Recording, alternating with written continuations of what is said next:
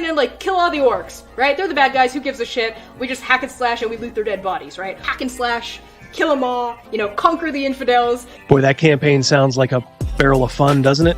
Somebody who's opening a refrigerator and leaning in, right, is the language of a woman. Somebody who's opening their refrigerator and being cut off halfway through that lean is the voice of like a mermaid or a siren. Right? This is not the face of the hobby anymore. And I think there's been mistakes made in years past where people assumed that D&D players were all, you know, white dudes in a basement, which has been a faulty assumption for a lot of years and gets more and more false every day. And so it's, in my viewpoint, honestly, guys like me can't leave soon enough. I just had to be born with empathy and a weakness for socialism and femboys. We gotta put little hot sauce on the taco, you know what I mean? We want this dwarf to be the dwarfiest dwarf. Right. We want the elf to be the elfiest elf. And just the dashiest dash of Tabasco. Their voices need to carry across water. I'm a creative. It's a huge drain, right? Because fans can be awful. Al zurdo de mierda no le podés dar ni un milímetro. ¿Me podés definir zurdo de mierda? Que no Todos los que, digamos, los colectivistas, los que ponen, digamos, o sea, esa idea... A ver, ¿Por qué le pones de mierda, digamos? Porque son una mierda. You say white lives matter, they don't. White lives don't matter because white lives aren't a thing. I disagree. Gary. Lutherville, Marina Del Ex, Otisburg. Who's this monster? She's got her own place. Otisburg. It's a little bitty place. Otisburg. Okay, I just wipe it off. That's all. It's a little town. Yep. We'll do it live. Okay. No. We'll do it live. Fuck it. Do it live. I'll write it and we'll do it live. Fucking thing sucks. Yeah. 5, 4, 3. Great sandwich. Thank you. I enjoyed having you here. You're a very good co-host. Crispy. He's going to do. Are you going to be playing D&D doing this? What other games do you have? What your DCC? What's that like? It's D&D. It's D&D. What's the other one? What about Castles and Crusades? What about that one? It's D&D. What about what's the one you mentioned earlier? Savage Worlds. What about that one? Don't worry, Scro. Now there are plenty of tards out there living really kick-ass lives.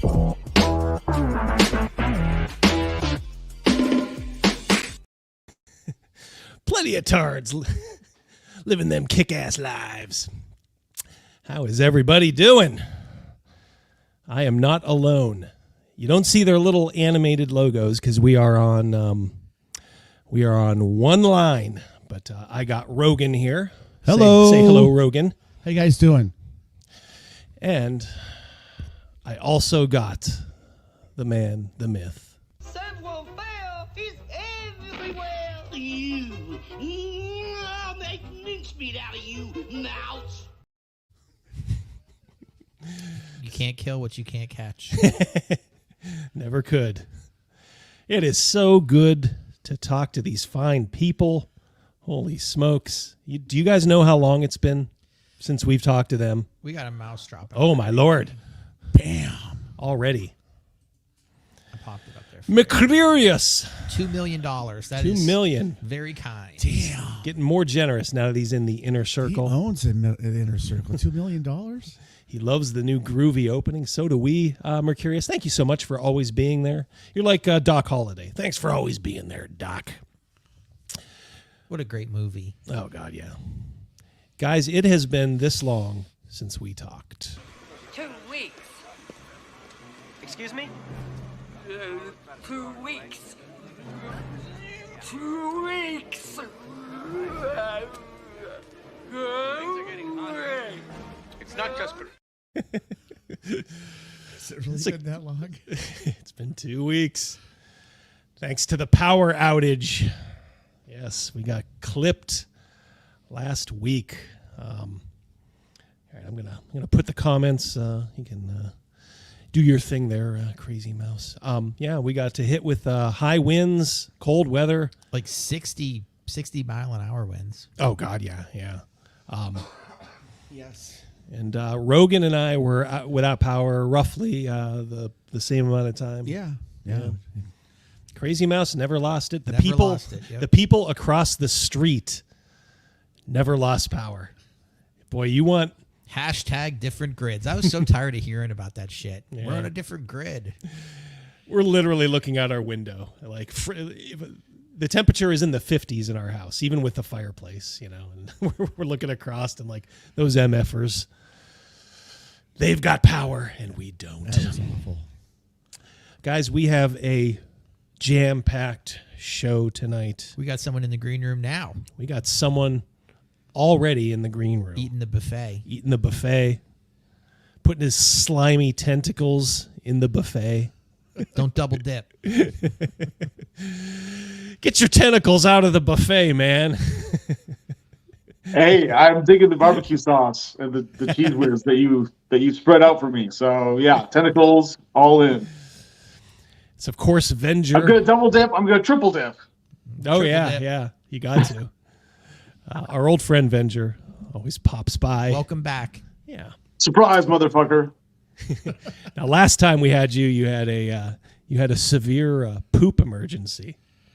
That's still, not me, but yeah, not him. Yeah, right. no, you. Actually, tonight it was me like 20 minutes ago. So, I started a new diet, and I'm trying to focus on proteins and give up some of the desserts and things like that at night.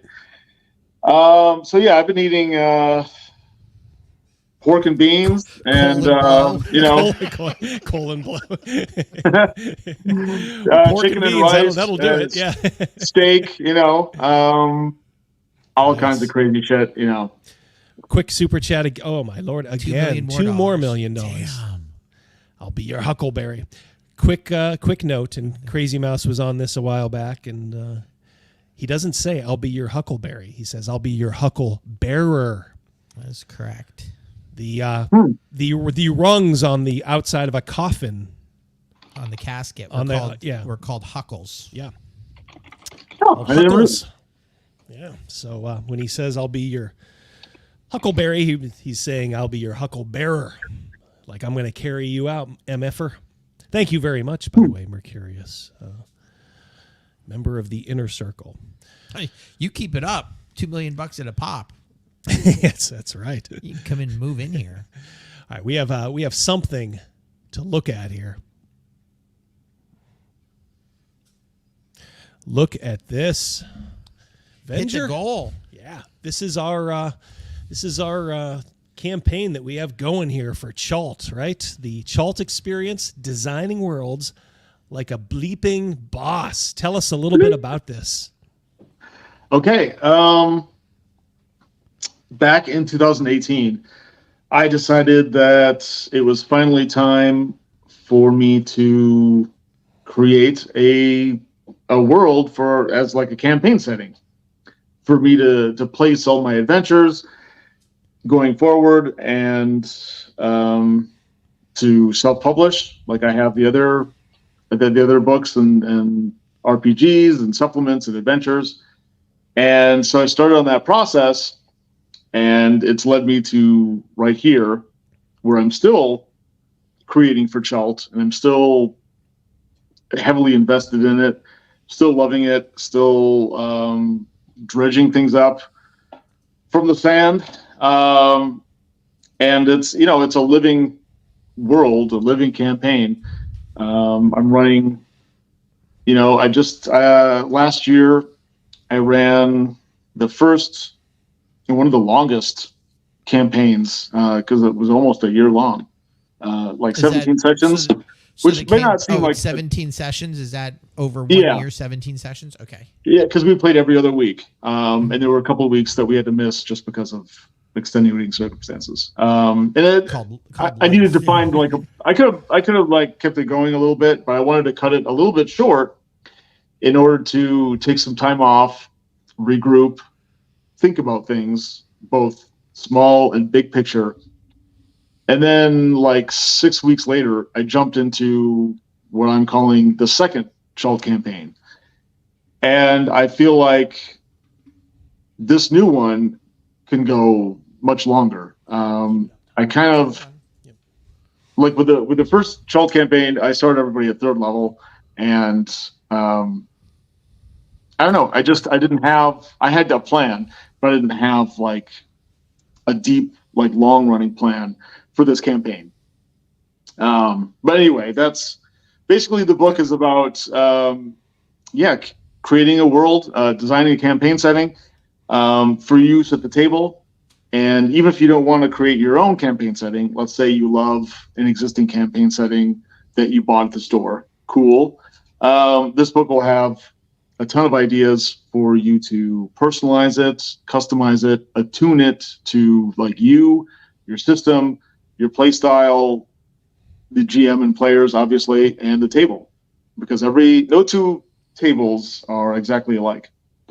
And so, this is kind of like a great, I hope, source of wisdom and tool for really any game master that wants to, get more out of their game by getting into the world and really, designing the bleep out of it. I like Meat's comment here: Mankind and Cthulhu versus Pink Floyd. It's a good one, Meat. Go, you can grab that super chat. We there. got one more for. Oh yeah. I'll see you on the Chult side of the moon. Yep. Good you job. will. He's already. I see Shark here. How you doing, buddy? Thraxis $2 super chat. Thank you very much. Get your ass to Mars. Yeah, reference to the Total Recall. My brother met Sharon Stone he used to work at a department store. I got it. Oh, I got it. Okay. we got to get back in the groove. Let me drive. Yeah, we're using StreamYards for the first time in a while. My brother used to work he was a manager at a clothing store where we live, and Sharon Stone is actually from our area. So he literally ran into her right after she made this movie and it was out. So she was getting famous, but she wasn't like quite famous yet. So he had a nice little conversation with her. Said she was very, very gracious, very nice. All right. So, when we're done, I have a Sharon Stone story. Oh, do you really? Okay. We'll pick it up after. All right. So, let me ask you this, Venger, the Chult experience. By the way, the link for this is in the description of the video, and I know we will have. I know a lot of people are here for Black Lodge. They are working men. They will be here probably maybe around 1:45, 10:02. So sit tight. We have a special guest at the bottom of the hour too, so you're not going to want to miss that. I feel like we're like the Tonight Show. That's exactly how I felt tonight. Yeah. You guys are. Will there be utility for let's say people are like, hey Venger, I appreciate Chult, but it's not quite my bag. I'm more of a vanilla, meat and traditional fantasy meat and potatoes type of guy. Sure. Is there going to be stuff in there for those folks? Oh yeah, definitely. I tried to use what I did with Chult as the background. I mean, that was my own training ground for learning on the job. I mean, I've been role playing and game mastering since, I don't know, I was like 10 or so, maybe 9, I don't know. Something like that. So for a lot of years. So it's not like, oh yeah, I picked this hobby up like 4 or 5 years ago and I decided to write a book. Like the Wizards of the Coast talent. Yeah. it's doing all their stuff these days. Yeah. Yeah. I found this game called Dungeons and Dragons 18 months ago. Yeah. I'm now a 20th lead designer, CEO boss. But yes, to answer your question, there will definitely be system and genre neutral offerings. Chult is. I use that as an example in a lot of essays and chapters and things like that. But yeah, I fully am aware that most people aren't going to want to like relive. They don't want their world design experience to be exactly like mine. They want to have their own design experience with a world, you know, to their liking. I mean, that's what you should do. You should create a world that works for you, that you love, or you find fascinating and, you know, juicy creatively. So yeah, whatever your pleasure is, I'm going to help try to facilitate that. I don't want people to make like a Chult clone. If they want to do that, you know, or if they want to make Chult their own kind of thing, cool. But yeah, I fully expect most people are going to want, you know, more of a vanilla, medieval fantasy. And there's so much room to go in that direction, just because standard D&D tropes, and you know, we've seen it all before. That doesn't mean there isn't like deep to go and tremendous room to, you know, explore and expand that kind of setting. There is. So yeah, even if you're not into Gonzo or anything like Chult, I think there's still going to be lots of cool stuff that you can use. Like, you know, as soon as you read it, you can implement that in your game. You already got one. Sale. I know our old friend Thraxis, who just super chatted, said he just supported. So he's making it rain tonight. That's right. Thraxis, you are officially a fucking boss. His scratchers paid off this weekend. Damn. Yeah, so give it a look. We always want to support folks like Venger. And just a quick reminder into the future, remember, me and probably Rogan are going to be at VengerCon this year. Yep. Hell yeah. In July. Yeah, it should be a lot of fun in Madison, Wisconsin. We're looking forward to it. I know my wife is looking forward to it as well. Awesome.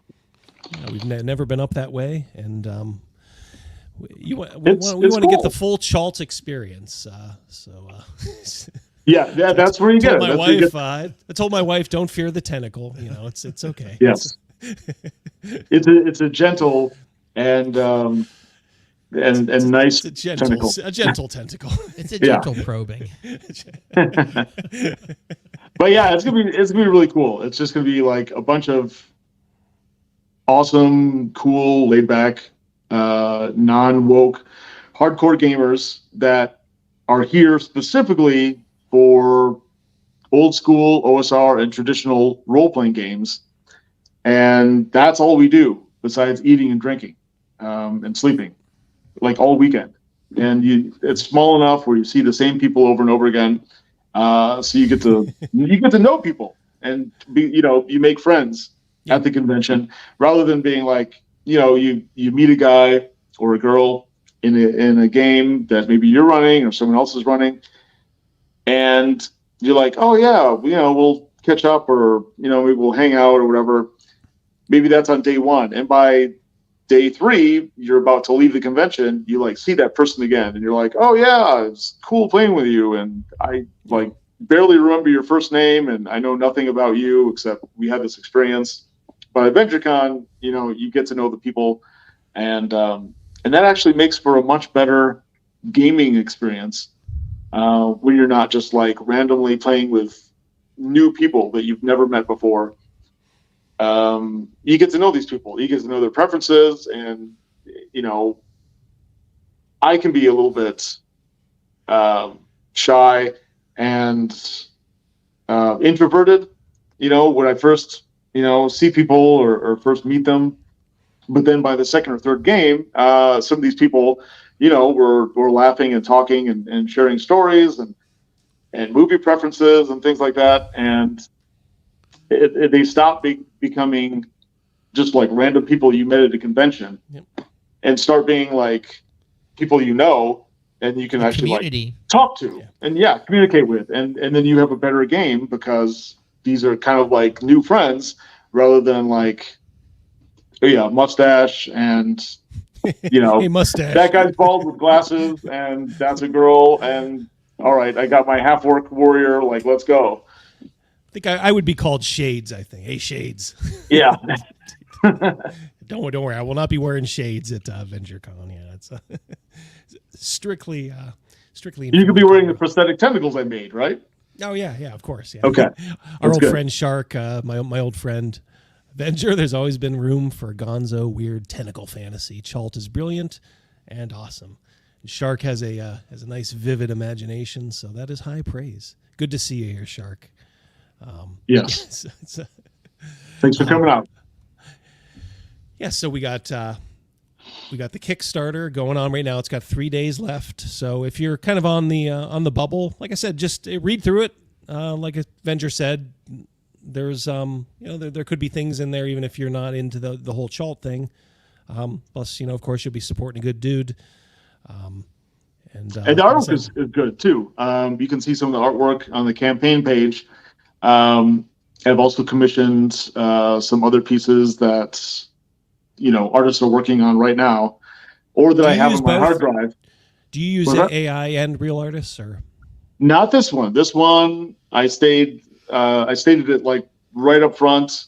I'm not using any AI for this particular project. Sometimes I do because if I want to put out something for free or something for like $2 or $3, that's not something that people rush out and get, like an adventure or something like that.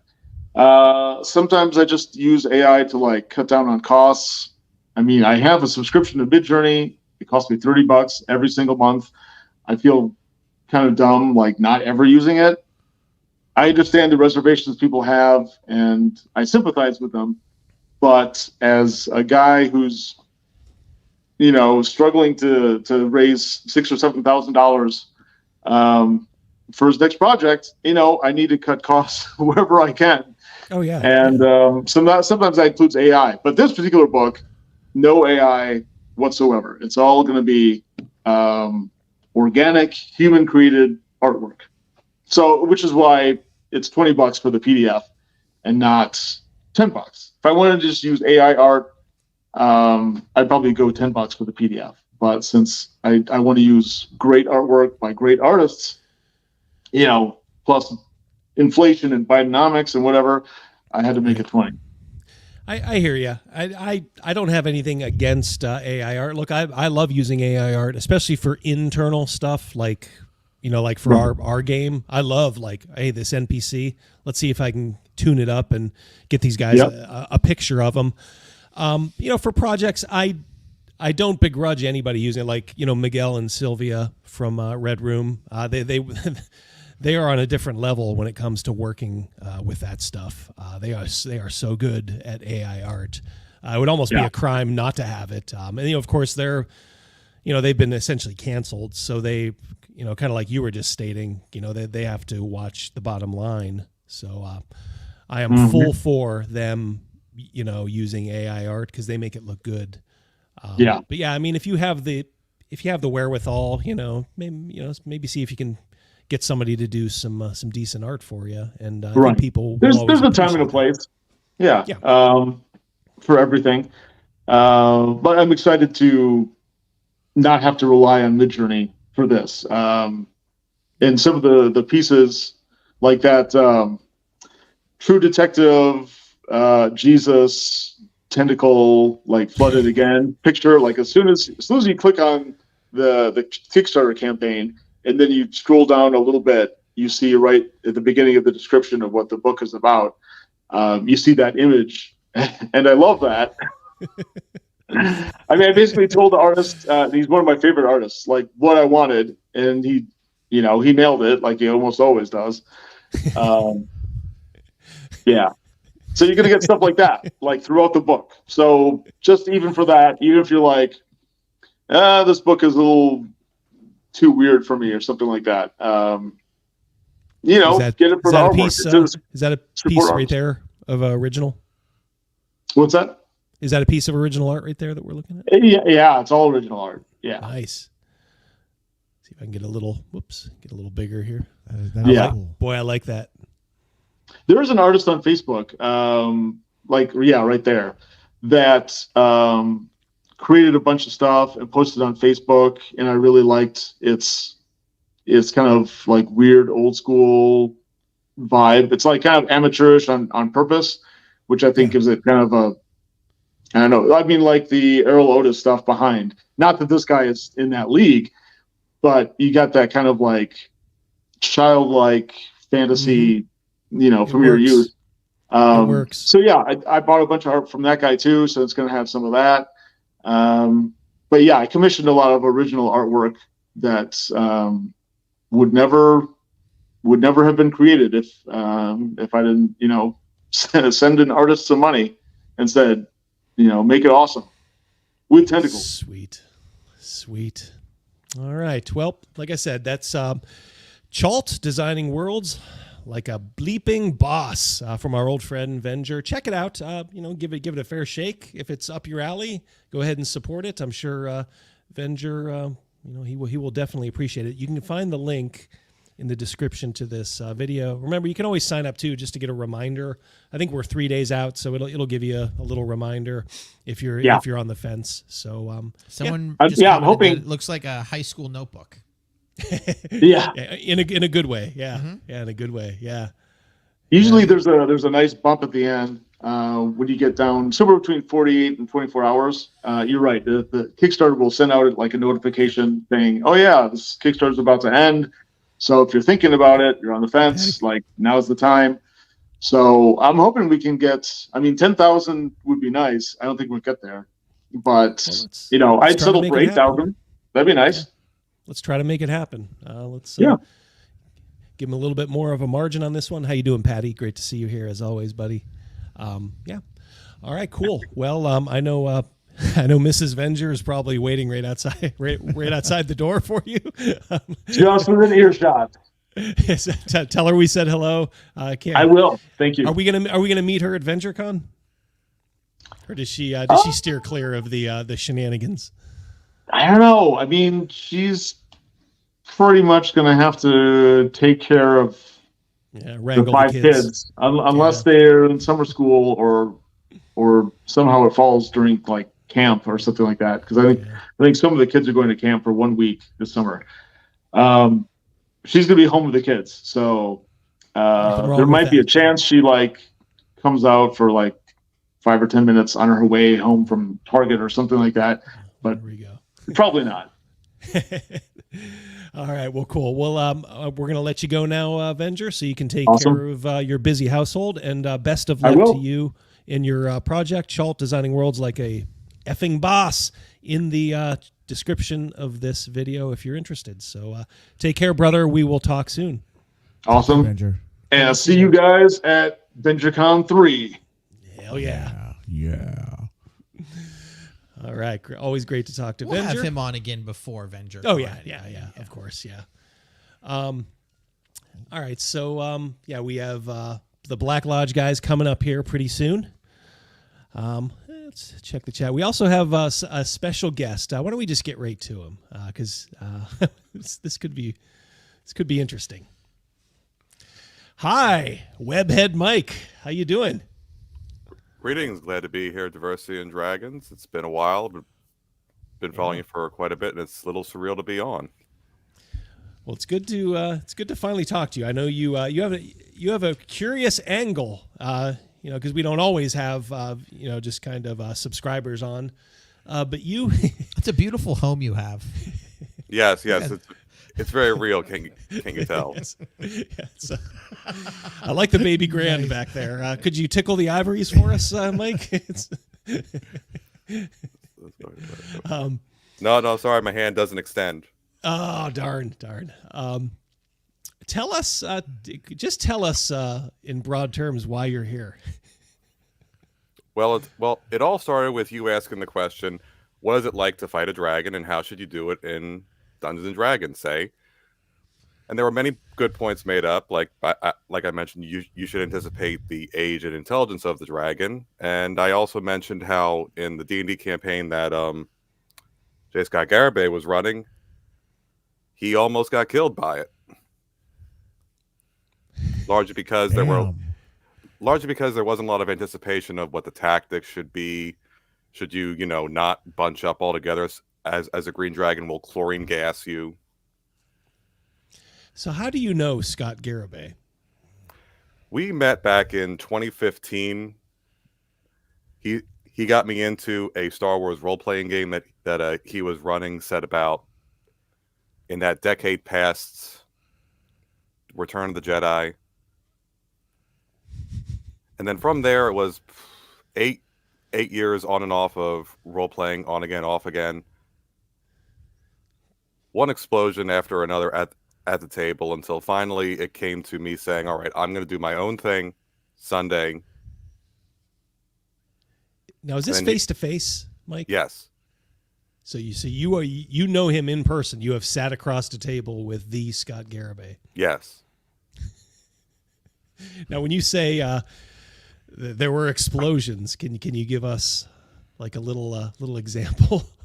Well, he's detailed quite a few of them from his point of view on his channel. But one such in a Star Wars game I was running that he was in, there was a case where they were fighting a Sith, and him and another player were at disagreement on whether or not to spare the Sith or not, because J. Scott Garibay was of the opinion that he's a Sith, we're Jedi, we kill Sith.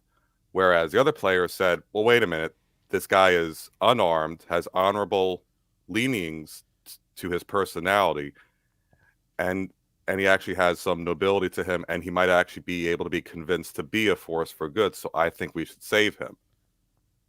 And that's when a conflict grew between players, and then he got annoyed that I, as a GM, wasn't siding with him. Boy. So he was kind of a problem player. Mm-hmm. A lot of it extends, I believe, from some unresolved anger issues he might have, or just from him having a different view of reality from everyone else, which, is fine. Everyone has their own beliefs, but or both. Right. It could be both in his case. It could be bit of column A, bit of column B. But no, we try to. What's that word? Yes, and is what you do whenever anything is ad-libbed or improvised. I try not to say no, but he would keep putting things forward that would be either so outlandish, I kept saying no more often than not, and maybe he took that as, oh, I'm just denying everything he's doing. But he was kind of either consciously or subconsciously trying to wreck your campaign from the player's side. One such case might have stemmed from when I was playing with him in a Nerdarchy game he was running, when in his Star Wars game, I don't know, it's amazing how much of this goes back to Fantasy Flight game Star Wars. He tried to have Leia in his own, what would happen if he ran his own Last Jedi, which actually became almost as divisive as the movie itself. But oh boy. and 2 years before it came out, he decided that Leia was going to have force training by her son, Ben Solo, who had been killed by us in a previous encounter. And I said, getting force training from someone steeped in the dark side and vengeful at life would not make for a good teacher. And he didn't agree with it. The GM didn't agree with that.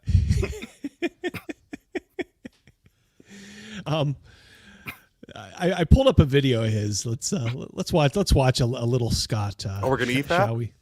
Yeah, we'll do a little EFAP here. And this participant is called an exodonk. Can you hit pause real quick? An Yeah. How long is this? How many miles is this stash? Yeah, I was gonna say, yeah. I don't know. The tick marks don't give anything away. So was he definitely a DoorDasher or like delivery guy back then, or was that before? When you played with him, was that before he started doing all this? The DoorDasher might be a more recent phenomenon. When I saw him doing these videos, I always assumed it was during some commute or transit he was doing. It's what I thought at first too, but I have one of the premier DoorDashers / Uber drivers, sitting right here at my table. Crazy Mouse is like, oh, this dude is. We called it on the one thing. I said, you watch. He's probably leaving, and I said a Chick-fil-A or McDonald's right now, and that's when the video started. And sure as shit, he pulled away, and there was a Chick-fil-A logo in the back. And you can see when he is doing his videos, and I think it was the last one that we did, he was circling at an apartment complex just over and over, like in a winding, like, you know, huge unit complex. And then I said, Double D, how much longer is in this video? And he says it's almost done. I said, because he just pulled up to the house. There it is. You can tell. You were right. You said something earlier, Mike, that he's angry, and I've noticed this in like past videos. There's a real undercurrent. You know, I know he like makes kind of a big show, you know, about being a Christian and all that, but he has a real undercurrent of anger in him. It seems like when he's talking about people that don't like D&D, there's some heavy duty vitriol there. Use hot sauce. Yeah, and actually there was a brief chance after he took me to go see Dungeons & Dragons Honor Among Thieves, where he wanted to try to invite me back to tables after the latest blow up. And I said, listen, I have no problem hanging out with you, going to dinners, doing anything together, but I will not play role-playing games with you because it seems to bring out the monster in you. I see all these underlying anger issues just explode at this table, and I don't want to have that drama in my life anymore, but I will happily have you in my life. And he said, no, you know what? Forget it. We're done. No, it's over. I'm like, that goes back to a video that he made earlier. Yeah, did he make that video about you? Because there was a video he made about just cutting people out of your lives. I wonder if that was about you. It was a fairly recent one. It very well could have been, but I do not follow his videos. Like, it's been what? The blow up happened in sometime December or January back in 2022. That video is about you. It's gotta be. It's got to be. Yeah, he was. It had. Well, then it goes both ways because I've had to cut him out of my life too. I try not to say his name anymore. First off, I just say the Rage Pig. Oh boy, the Rage Pig. Did he always have this fascination, like this undying love for D&D? I know you said you were playing Star Wars. Did he profess this undying love for D&D even back then? He always had the books. I don't doubt he loved D&D all that much, but I certainly do remember him running games other than D&D 5e. And if you look back at some of his earlier videos, he makes notes about how if you only play D&D, you're not a really experienced game master, a term he now despises, but it's his own words from back then. Now, certainly people can evolve and change, but at a certain point, I have to wonder how much of this is cognitive dissonance. Right. Right. Laren Jacko has a question for Mike. I popped it up there for you. Yeah. Can Webhead Mike tell us why Garibay is always saying that D&D is not about fun? It's a form of, it's like a pseudo religion. Yeah. Okay. This stems from him not understanding game mechanics. He says that I'm the most mechanical player because I have what's called system mastery, which is just I guess a word for being you're literate with the rules. Now, there's been many times when it's come up that he'll do something that is outside of the realm of the rules, and it's either a misinterpretation or him getting ahead of himself. But he'll often jump to us thinking that he's trying to cheat. But often other times, you have to say cheat. How? Like power game or? So in the game that blew up, that I'm sorry, and one thing I gotta say is in all of his videos, he says that the table just exploded. No, he exploded. Everyone else was fine. It was him who wanted it done. When he blew up in that game, it was when he was playing some Shadow Rogue or something, and we were reset from level 20 back to level 1 and then started building ourselves back up. And he tried using a level 9 feature when we were level 3. And I said, you can't do that. You're level 3. And he said to me, how dare you do that? I'm trying to play this game. You're yanking me back on a chain, back to square one. How am I supposed to play this? Lord, what a nightmare. And I would say, listen, if this was about the story, why are you getting hung up on rules or how much damage you're dealing? How long did you guys play weekly? Yes, weekly. And the other question I had was in person too, correct? So you guys are like live relatively close to each other. Yeah. Okay. I'm just trying to put it all together. It's hard indeed. Yes. I'm just I don't know. I'm just trying to like take it all in. Because what you're describing, these are all like danger signals. If you're a DM, these like confrontational players. Look, as a player, I don't want to say you should be always like, cool, good vibes, bro, but you should be pretty easygoing, when it comes to the game and dealing with the DM. And I'm not saying don't stand up for yourself, but you should, in the game, challenge the DM, but in the framework of the game, the game itself, you should really defer to the DM. And man, just these things that you're relating that he said, boy, how many people were in your group, Webhead Mike? I want to say there were anywhere from at least 3 to at most 5 at a time. And yes, you really do have to have a bit of give and take in terms of rules comprehension and all that, but you do have to understand that the DM is the tyrant, does have final say, is the arbiter of reality, and therefore you have to go by what they want to happen. However, the DM should also listen to the players because they might have an interpretation that actually fits better. But again, ultimately, yes, rule 0, DM or as I would say, the director has to have final say. Well, I always kind of like to call the DM a benevolent monarch. You are the ruler, and you can't forget that. But you can, you also need to listen. And honestly, just don't be an asshole. And a good group will appreciate that. Another question from what happened between Scott and Nerdarchy? Did you have any insight in that?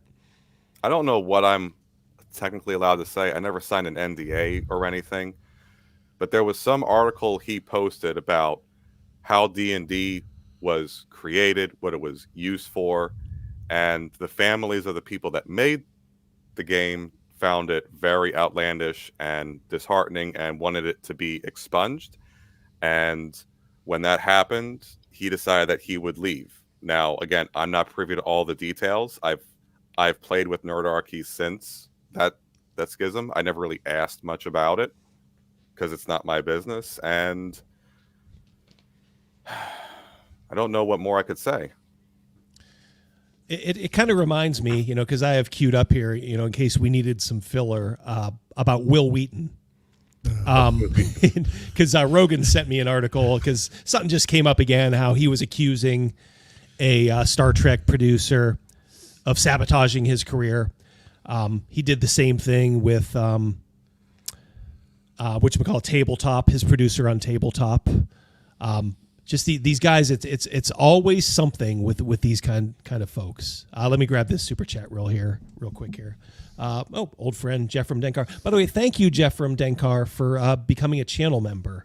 I saw that early on. That's like one of the first things. Yeah, one of the first things. Thank you so much. I appreciate that. Serious question from $5 Canadian. In your opinion, is he a risk to himself due to his mental health?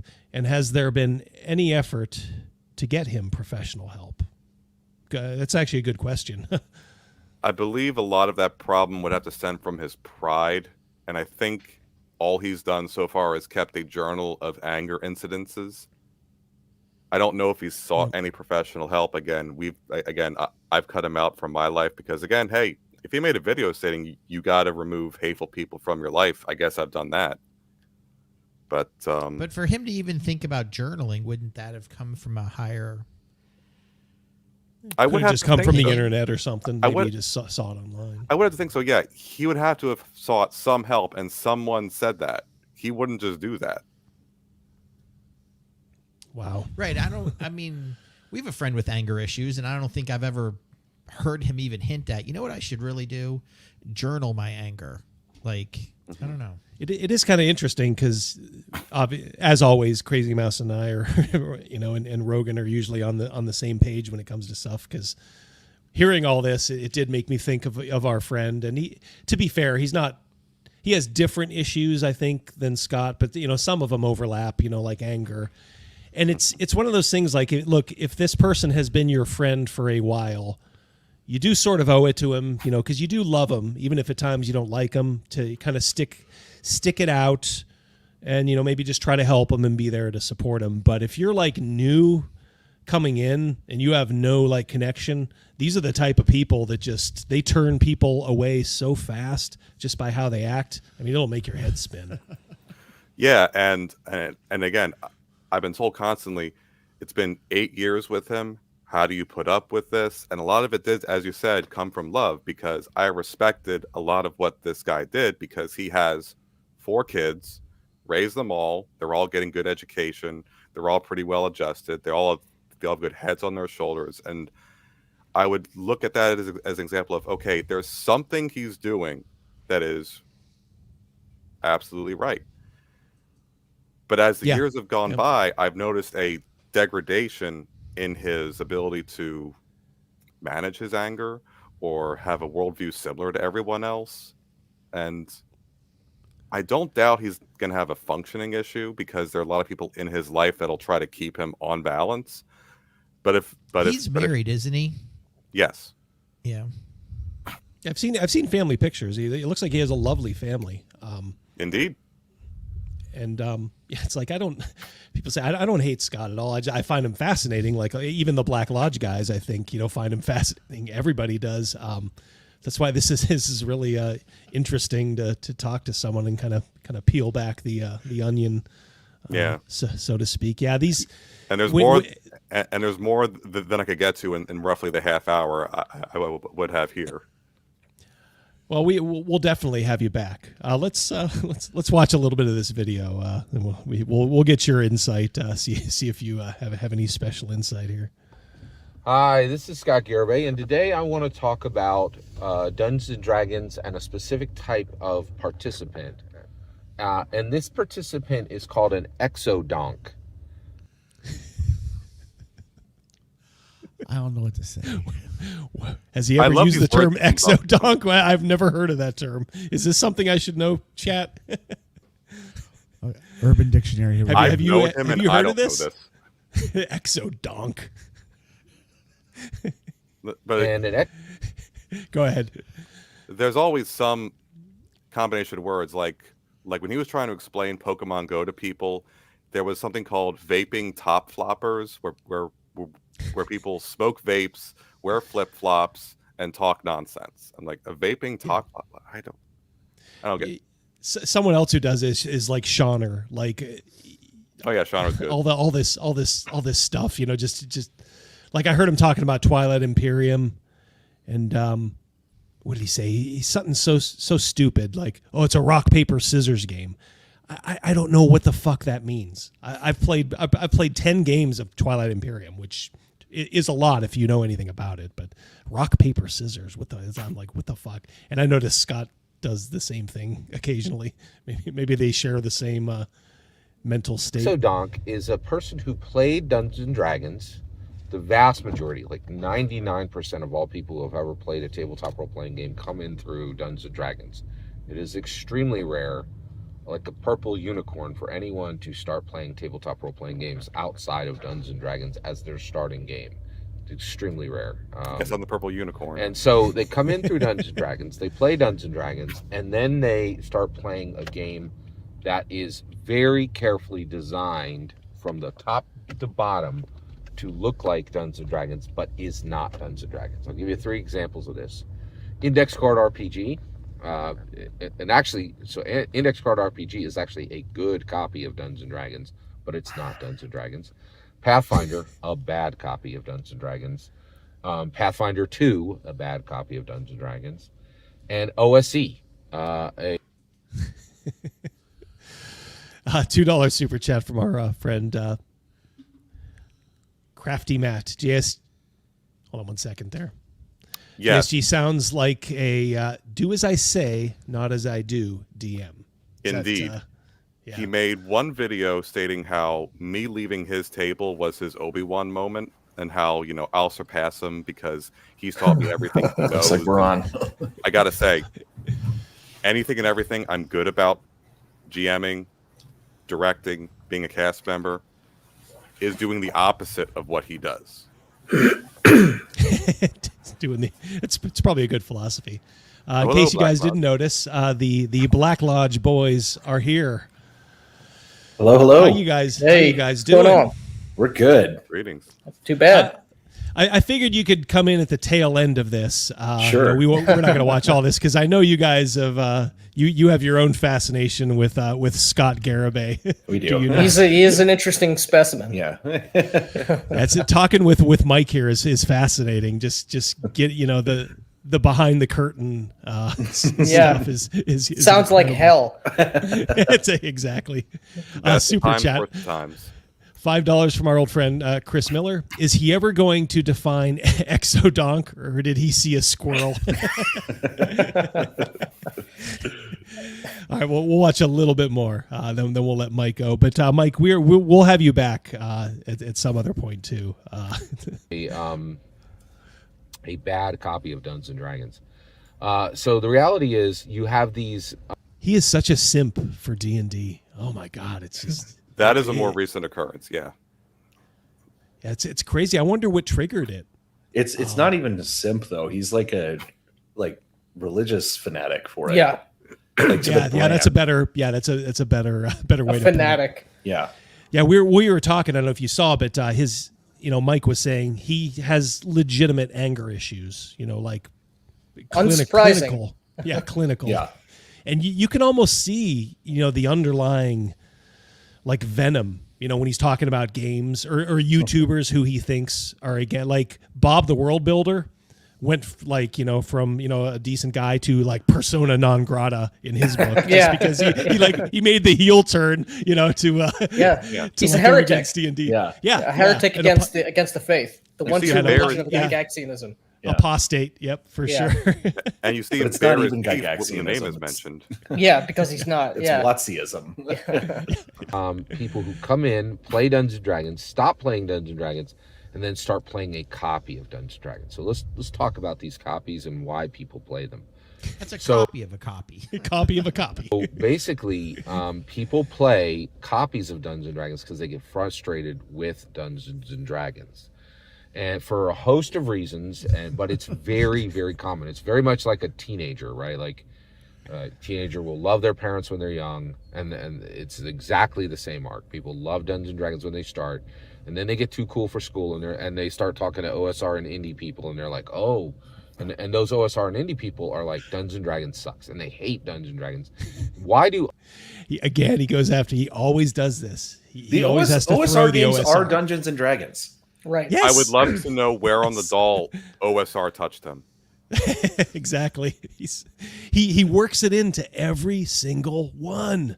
It's incredible. Well, the OSR is not. They're not contributing to the one true faith. They're not helping the human improvement engine, as he believes it is. That is D&D. We're not advancing the cause of progressivism. Or I don't even know if it's just humanity. It is progressivism. He wouldn't think about it that way, right? But are you the not blue pill agenda product? Yeah, exactly. Are you not consuming product? Yeah, you must buy product because when you do that, number go up. Right. And when number go up, and number go up is the only caliber of quality. That is good. Yeah. Which is ridiculous. OSR and indie hate Dungeons and Dragons. They hate it because the game that they want to play with like one or say, and the reason why these copies are made is they're called heartbreakers, right? One or two, somebody passionately believes that Dungeons and Dragons is wrong on one or two things, right? So they make their own copy, and it's been done 1,000. This isn't a joke. Dungeons and Dragons. There are 1,000 people who are like, I don't like this one thing about D&D. I've remade it, right? And they literally spend a year, 2 years, 3 years, 5 years, 10 years remaking Dungeons and Dragons because they don't like the damage on a longbow. There's the damage on a longbow. Some I have to agree with paranoia he's got like running rampant. The thing is, he's not wrong about that. Right. Like, Yeah, there are yeah. so many variants that if are you've just watched our videos, we usually agree with almost all the stuff that he. Well, says. not everything, but but he's surprisingly from a cogent point of on view, some we're things. always like, Right. he's He kinda is. right. A broken yeah, clock can be right twice a day, but Yeah, that's right. A prize squirrel gets a nut. All right. Well, let's. I think that's enough, Scott. We could probably go down that rabbit hole all day. all day. Yeah. Well, I'll tell you what, Mike. I'm going to let you go now. But thank you very much for giving us a little bit of insight, and I know there's probably more you can say. So we'll have you on in the future. Yeah, thanks a lot, Mike. Great insight. Thank you. Thank you. Thank you for having me. Mouse, First and Dragons, Black Lodge, great seeing you. And even if it's something just like Dungeons. Yeah. All right, take care. Thank you. Yep. Take care, guys. Or Mike. All right. Our main guest tonight. We had a little soft intro, but say hello, everybody, to Matt and Nick from Black Lodge Games. Thank you for having us on. Yeah, I much really appreciated. Hey guys, how are you? Yeah, we got Crazy Mouse and Rogan here. Yeah. Matt, Nick, welcome. Yeah, you guys are. I figured I had to get you on before you guys zoomed past me because you were going to do that in about a month or two. I'm very big, as I know. I think you guys are, and kind of like the analytics of YouTube. I love that stuff. I'm in it constantly. Yeah. I could tell. Yeah, so I see your numbers going up. I'm like, ooh, I'm like these guys. And trust me, there with no jealousy in my heart, I'm like these guys are going to pass me in probably 2 months. And then hopefully the sky's the limit. For you guys. Hopefully that's what we'd like to do. Yes. Like we started doing this. I mean, I had this YouTube channel like 9 years ago. I started maybe 10 years ago at this point, talking about role-playing games because there was on YouTube at that time a big crowd of people who were into like immersive role-playing, and it was known as the YouTube RPG Brigade. There's this big Facebook group, all these creators. And then in about 2014, 2015, I decided I need to get a real job. So I nuked everything just in time for the culture war to start. And that ended up destroying that community, and everybody wiped their videos. There's a couple of people who are still making videos, but most of those people are completely gone. So we decided, after watching 10,000 5 DM tips videos, that the conversation needed to be elevated a little bit. So, a lot. Dusted this channel off, and have been now that Nick lives in the same city as me. We're able to really put in the work on it that we wanted to, and it paid off pretty quickly. So that was pretty good. So were you guys friends before? Because I've been looking at some of those old videos just for a kind of comparison. It's fascinating. I know you mentioned like you had a friend that got you into Vampire. Matt, was that Nick? No. So it was my friend Matt who's appeared. He's in our. We have like 2 sessions of Cyberpunk. 1 session. No, we have 2. There's a third. Yeah, there's a third that has not been uploaded yet. That we recorded like this last summer. But he was a friend of mine in high school, and I had grown up in a house with 2nd edition AD&D because I have older brothers. And I kind of skipped 3rd edition. I hated the covers on the original 3D release. I hated them, and I was like, this looks stupid in comparison to like the art on all the 2nd edition stuff, which was TSR at its height. And there's actual art on there's actual incredible paintings that like inspire you. And then when I got into high school, I met my friend when I was probably like 15. And he was into Vampire, and I'd never heard of that. And I instantly was like, "This is a game made for me." Like I love dark, macabre stuff. I had read, Dracula 100 times by that point. But Nick and I met about 10 years ago. It was about the time something like that, because we met through the YouTube RPG Brigade, because it was the first one, the first year they did Brigade Con. Yeah, it was an online gaming convention, and I ran a one-shot of a sci-fi game, and Nick had seen one of the live plays that I had been in, right? And he signed up for it. And I got my buddy Matt to sign up for it too, because I was like, I don't know anybody who's going to be in this game. I can't play with a bunch of knuckleheads. I got to have at least one good player, you know? And so we started playing. And then as soon as Nick opened his mouth in the session, I was like, oh, thank God. I was like, there's at least one. Yeah. Yeah. And so we've been friends ever since. And then the last couple of years, like we were just talking like at least once a week for a couple of hours on the phone, just about role-playing games. And we're finally like, why aren't we recording this? Right. Well, so we did. Yeah. All right. So you explained kind of the gap. And I did want to say, you know, I looked at some of those old videos, Matt, and you can tell your enthusiasm. Oh yeah. For Vampire. Yeah. And would you say, I guess, you know, I'm not sure, you know, where you might fall on the spectrum now, but it seemed like back then, you know, from what you were saying, you were kind closer of to Asperger's than you were certainly more of a story, you know, kind of, you wanted things kind of rules light, story heavy back then. Yeah, for sure. And I mean, to an extent, I still do. Not in terms of like, I have come around on having more mechanics to cover more systems, especially like having been exposed to Axe this year. That has changed my perspective on some of that, but I want mechanics to be simple. And that's like something like Axe, very broad. It has rules for everything, but they're simple. Like, and you don't have to interface with them, with all of them or most of them or a quarter of them multiple times within a session. Right. A lot of rules light games have less rules, but you have to incorporate all of them all the time. What move am I going to do?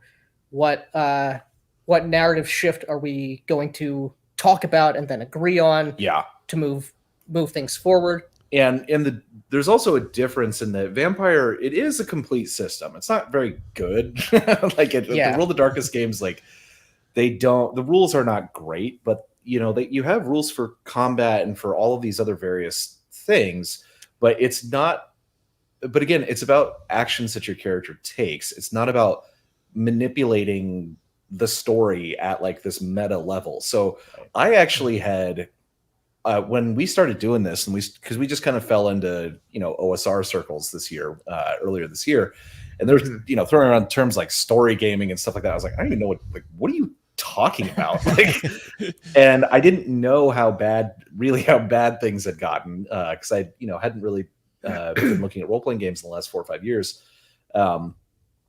until I read Candela Obscura, and I was like, oh, that's what they're talking about. It's bad. It's bad. It's bad. Yeah. So it's very like there's rough out there. The difference in what like we like in games that we have been accused of being story gamers is that we like character focused, character driven games. We like getting in character in role playing, and oftentimes that ends up being having in character dialogue and trying to get as close as you can to having those moments of immersion where, you know, the world kind of comes to life and has a life of its own. And you get those, it's these like magical fleeting things where the illusion becomes real for just a moment. And so that's what we are after. And out of that, you get an emergent story, which is great, but the focus is not go and tell a good story together. Like, that's not it. It's like, I am a character in a world. Let's see. Here's the setup. Here's the conflicts that are going to arise, and here's how it's going to end. Yeah. You know, that's not the way. Yeah. I have a quick follow-up. Let me grab this super chat real quick here from JFMD, $10. Huge fans of both your channels. Thank you very much, JFMD. Thank you. Thank you. Yep. Recently discovered and sharing with all my like-minded friends. That's even better. Love that. Nice. Spread the word. Here's hoping one of y'all checks out Forbidden Lands someday. I backed it. System.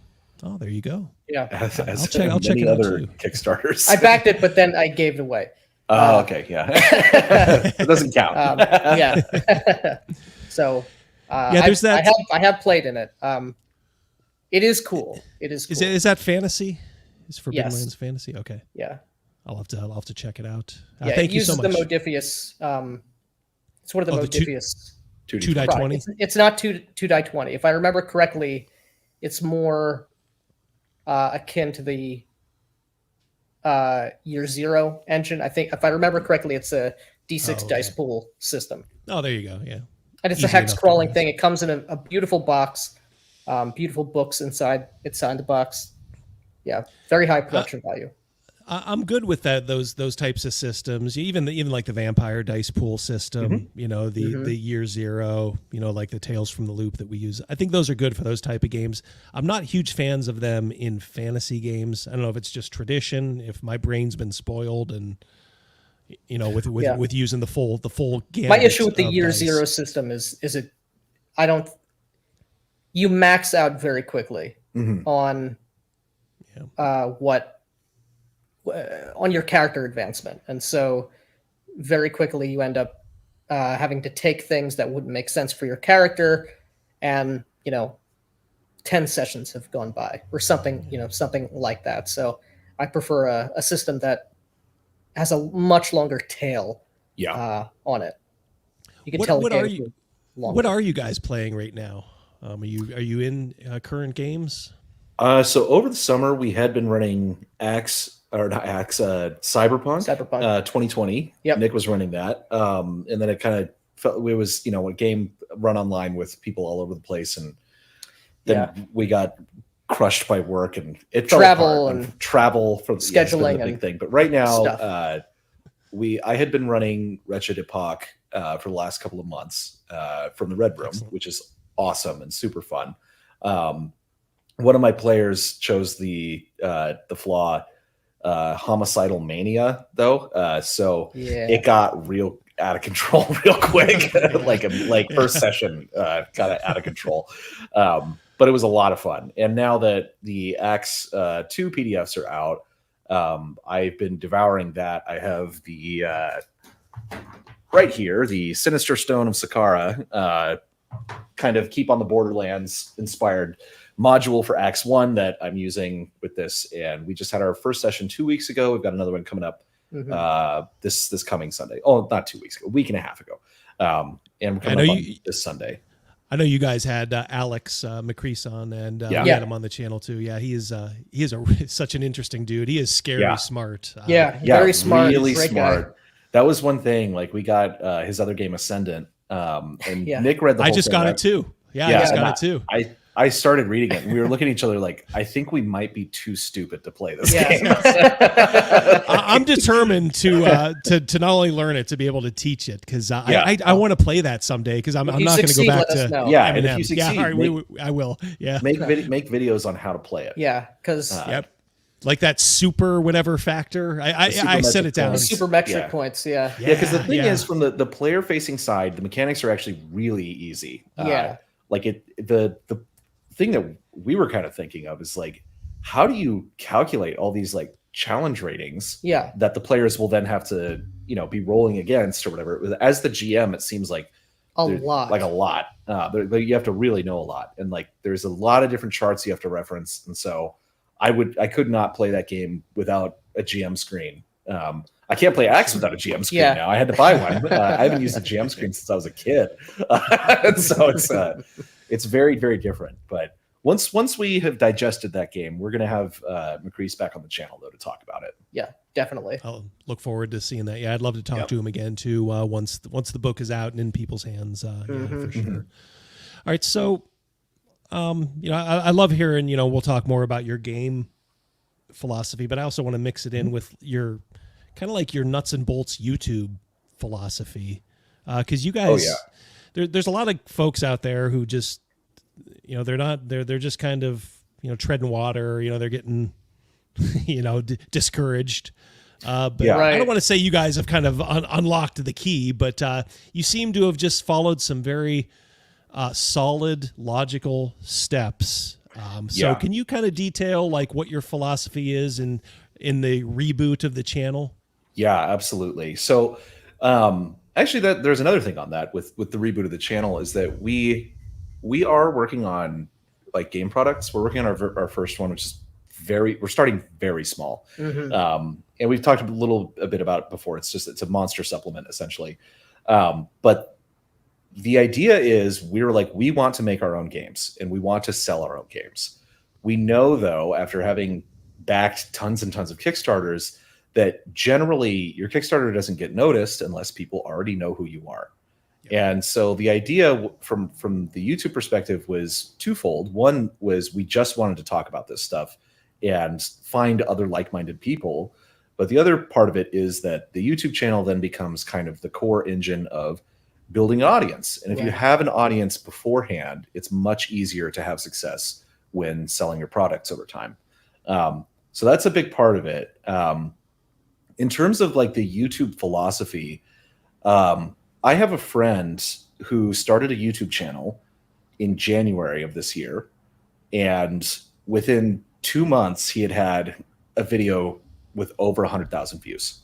And he has multiple videos that now they're doing that. One of them is approaching 1 million. And he's in a different space. He's doing video game content. But he thought about it a lot and watched a whole lot of different YouTube advice channels and things like that. And people basically have the complete wrong attitude about how to make YouTube content and even how YouTube itself recommends things and works. And the truth is YouTube desperately wants your videos to have an audience and to be seen by people because they're always trying to find your audience. People don't understand that. They are trying to find it. Yeah, Cal they are has some working advice for you guys, actually. Sure. There you go. Don't do vids while trying. Yeah.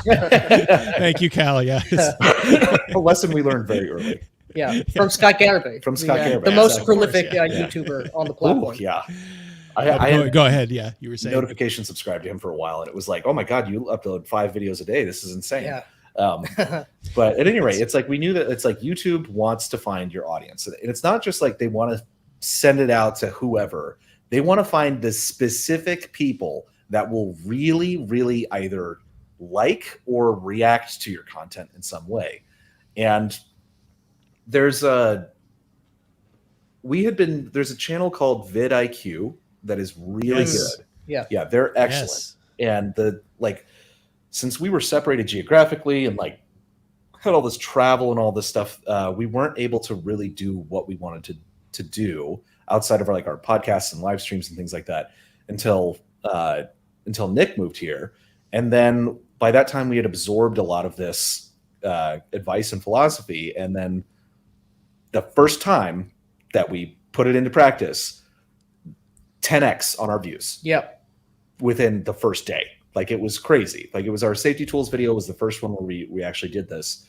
And basically there's a kind of a counterintuitive process for how to make a video. And it's like, you don't write the script and film the video and edit it and then go back and think, what should I call this video and what should the thumbnail be? Because at that point you're working against the content to try and figure out how do I market this and how do I package it? Right. You come up with the idea, the general idea of what the video is. Then you start thinking of titles that are going to get people to click on it. And you create a thumbnail that is going to be attractive and get people to click on it. That's the most important thing. If people you're building the box yeah, for the content. You're building because you already have the cover that exactly people are gonna see, what they're gonna read. That's going to anchor you. It's gonna keep you focused on what the pitch is. Yeah, and I'm taking notes mentally because it's I have a lot to learn, and it's like, man, you're right. It's counterintuitive because it is counterintuitive. Certainly not what I do, weird. But it works. It does. You just got a subscriber right now. Yeah, Edgelord. Edgelord. Oh, nice. Thank you, Edgelord. Yes. Thank you. Yeah, guys. I put in addition to Venger's Chult Kickstarter in the description of the video, I did put a link to the Black Lodge guys, their YouTube channel. Oh, thank you. Thank you very much. Yeah, we appreciate that. Please sub to them if you're not already. I got a feeling most of you already are. But if you want, but you can just tell like some of the new videos. And I mean, it's unfair to compare it to 10 years ago, just because the way cameras were, But at the same time, like I wasn't at the time. I was just sitting in front of a webcam. Yeah, and so was everybody else. Yeah.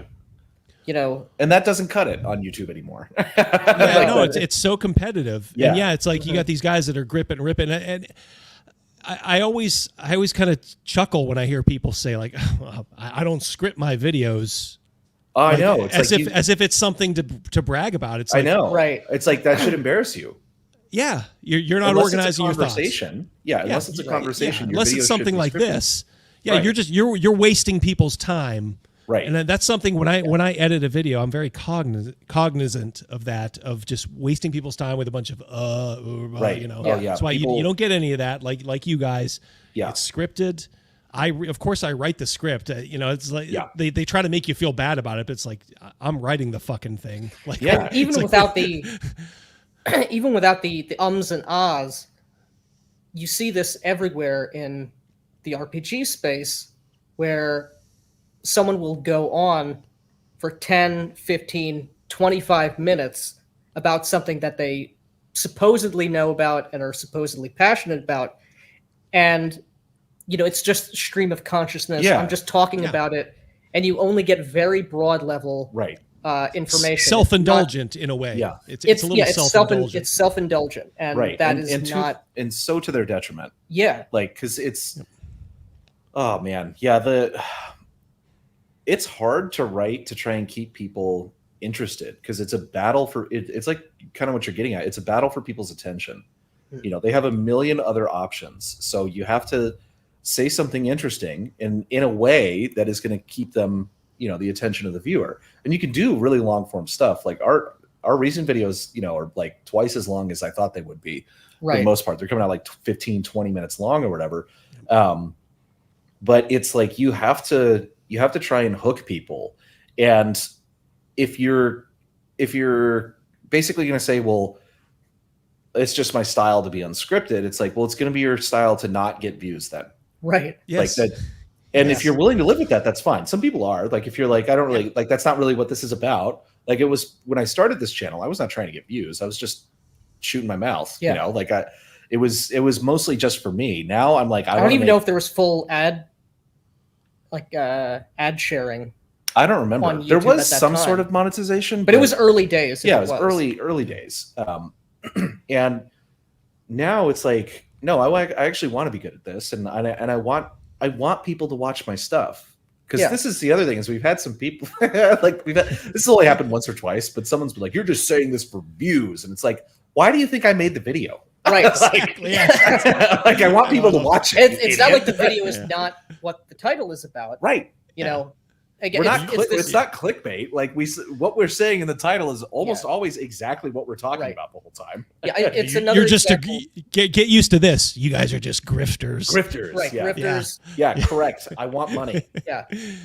Yeah, jeez. Imagine that being paid for something you worked hard on to entertain people. Yeah, that's what exactly. That's what you should shocking. be wanting. And you know, we've talked about in like role playing this loser mentality, this race to the bottom way of looking at yourself and looking at the world. It's the same thing on YouTube. There's this perverse pride people take for just talking to a terrible camera in a disgusting bedroom. Right. About nothing, saying nothing. I know. You know, why should I listen to you? Look at you. Listen to what you have to say. It's nothing. It doesn't cut it anymore. It may have cut it, 10, 15 years ago, when it was in its infancy. But the days of just doing broad, high-level overviews of games that aren't D&D is over. Everybody knows about them. Everybody's heard about them, and there's 1,000 other YouTube channels and YouTube videos talking about those things already. Yeah, and it's like the channels that I like generally are really small channels because they will go in depth. But again, they're not making content to try to, get a lot of people to watch it. And that's fine for me as an audience member. It's like, I'm an outlier. I am someone who will sit and watch a very long video. Even if it's not, like nicely produced or whatever. But there are a lot of channels out there like that where those are people who are saying something interesting. And so what we wanted to do was like, well, we think what we're saying is interesting. Let's make it palatable, to an audience. Let's actually try and make it and play to the strengths of the platform and the medium. And it seems to be working right now, which is great. It's a lot of work too. People like They don't understand how much They don't, time yeah. we spend thinking and writing these things. Yeah. Like, Hold that thought. Let me pick up this this super chat from our good friend, the Mad Scribe himself, Chris Miller. So good to see you again. A link to his stuff too. There's an affiliate link in the description. So if you want to check out Chris's stuff, Pundit stuff, you just click there. I love the Black Lodge Games channel. I'm so glad you guys came on the scene with fresh perspectives. Big bonus that you're not insane political activists. Yep. Yeah. Thank you for sharing your content with the world. Well, there you go. High praise. Chris is a good dude. Yeah. Well, according to Reddit, we are alt-right. Alt-right story gamer OSR. No. Yeah. We're Grognard D&D tactical role-playing storytelling gamers. Right. And I understand you guys. You said before that's not really your bag, is to fight the culture war via your channel. But yeah, you best just get used to it. You're going to get lumped in with folks like me. So embrace it. I guess it comes up, and you can't avoid it sometimes. Like the Candela thing, it's like it's on every page. You know, like it's the most preachy thing I've ever heard. Well, I'll tell you what. You can't not talk about it then, you know. Let's deep dive into Candela as soon as I pick up this other. Boy, you guys are being very generous tonight. Thank you so much. Hey, I always appreciate it. Good to see you, Thraxis. Thraxis, thank you. The three of y'all are doing the Lord's work. High praise. Thank you. Thank good you. Show. Yeah. Yep. I believe Thank you so much, Thraxis Thraxis. is also who gave us our nicknames of Ginger Fraser. Yeah, Young Steve. Oh, that's him. Oh, okay. You're doing the Lord's work, Thraxis. Yeah. Yes. Yeah, Well, exactly. I gotta confess, I wasn't quite sure. I went back and looked at some of the old streams, so I got your quote unquote real names. But for a while, I was like, am I gonna have to call them Ginger Fraser and Young Steve Buscemi? Like, no, you can do either. Yeah. Well, we'll stick with Matt and Nick for now. But I love those monikers. All right, so Candela Obscura. Given what you just said about your channel, kind of your approach to YouTube, was it a calculated move to kind of look at Candela Obscura, kind of knowing it was coming up on the horizon, given the fan base behind it, and just take an honest look at it? For sure. Yeah. And we didn't plan to hate it. No. And on first glance, the plan was, let's review Candela Obscura, because it's gonna, as soon as the book comes out, there will be people making reviews of it. This will be an easy way to actually go to a wider audience that's outside of what we have. And the book arrived, I gotta say, Darrington Press, fast shipping. It arrived in 2 days. I thought it was gonna take much longer than that. But I got the book and I flipped through it very briefly and was kind of like, okay, this doesn't look like it's for me, but it looks like probably what they're doing on the show, same sort of style. It's Victorian Gothic. I didn't see any mention of safety tools or anything in it in that first kind of breeze through the book. And so it was going to be kind of all right, we'll give some boring ass review on this. And then I sat down to actually read it, and Nick just started getting text after text after text after text. I was like, holy shit, dude. I was like, this is so bad. And another thing. Yeah. So it was not planned to hate it, but it was definitely planned to do it, because it was a big kind of release. Yeah. And it would have been better if it was good. I know, and that's the thing. We would have said it was good. We would have said it was good if it was good. The worst thing for you guys would have been if it was just mediocre. Yes. If it was really good, you could have said, hey, I maybe had my doubts, but hey, this thing is damn good. Or the way it turned out was this thing is terrible. Right. It's not even a game. But if it had just kind of been a middling effort in the middle, there's not much you can do with that kind of stuff. It's not interesting to me to make content like that. I've got a video that I've been putting off writing because I'm not terribly interested in the games that I'm comparing. It'll probably be much shorter than the others, we want there to be other good games out there, and I don't care who makes them. I don't generally care if someone has bad politics and they're making a game. It's if the game is good, then generally I'm willing to let that and put it to the side. Right. But if it's bad and it's just Fantasyland propaganda and like nagging you.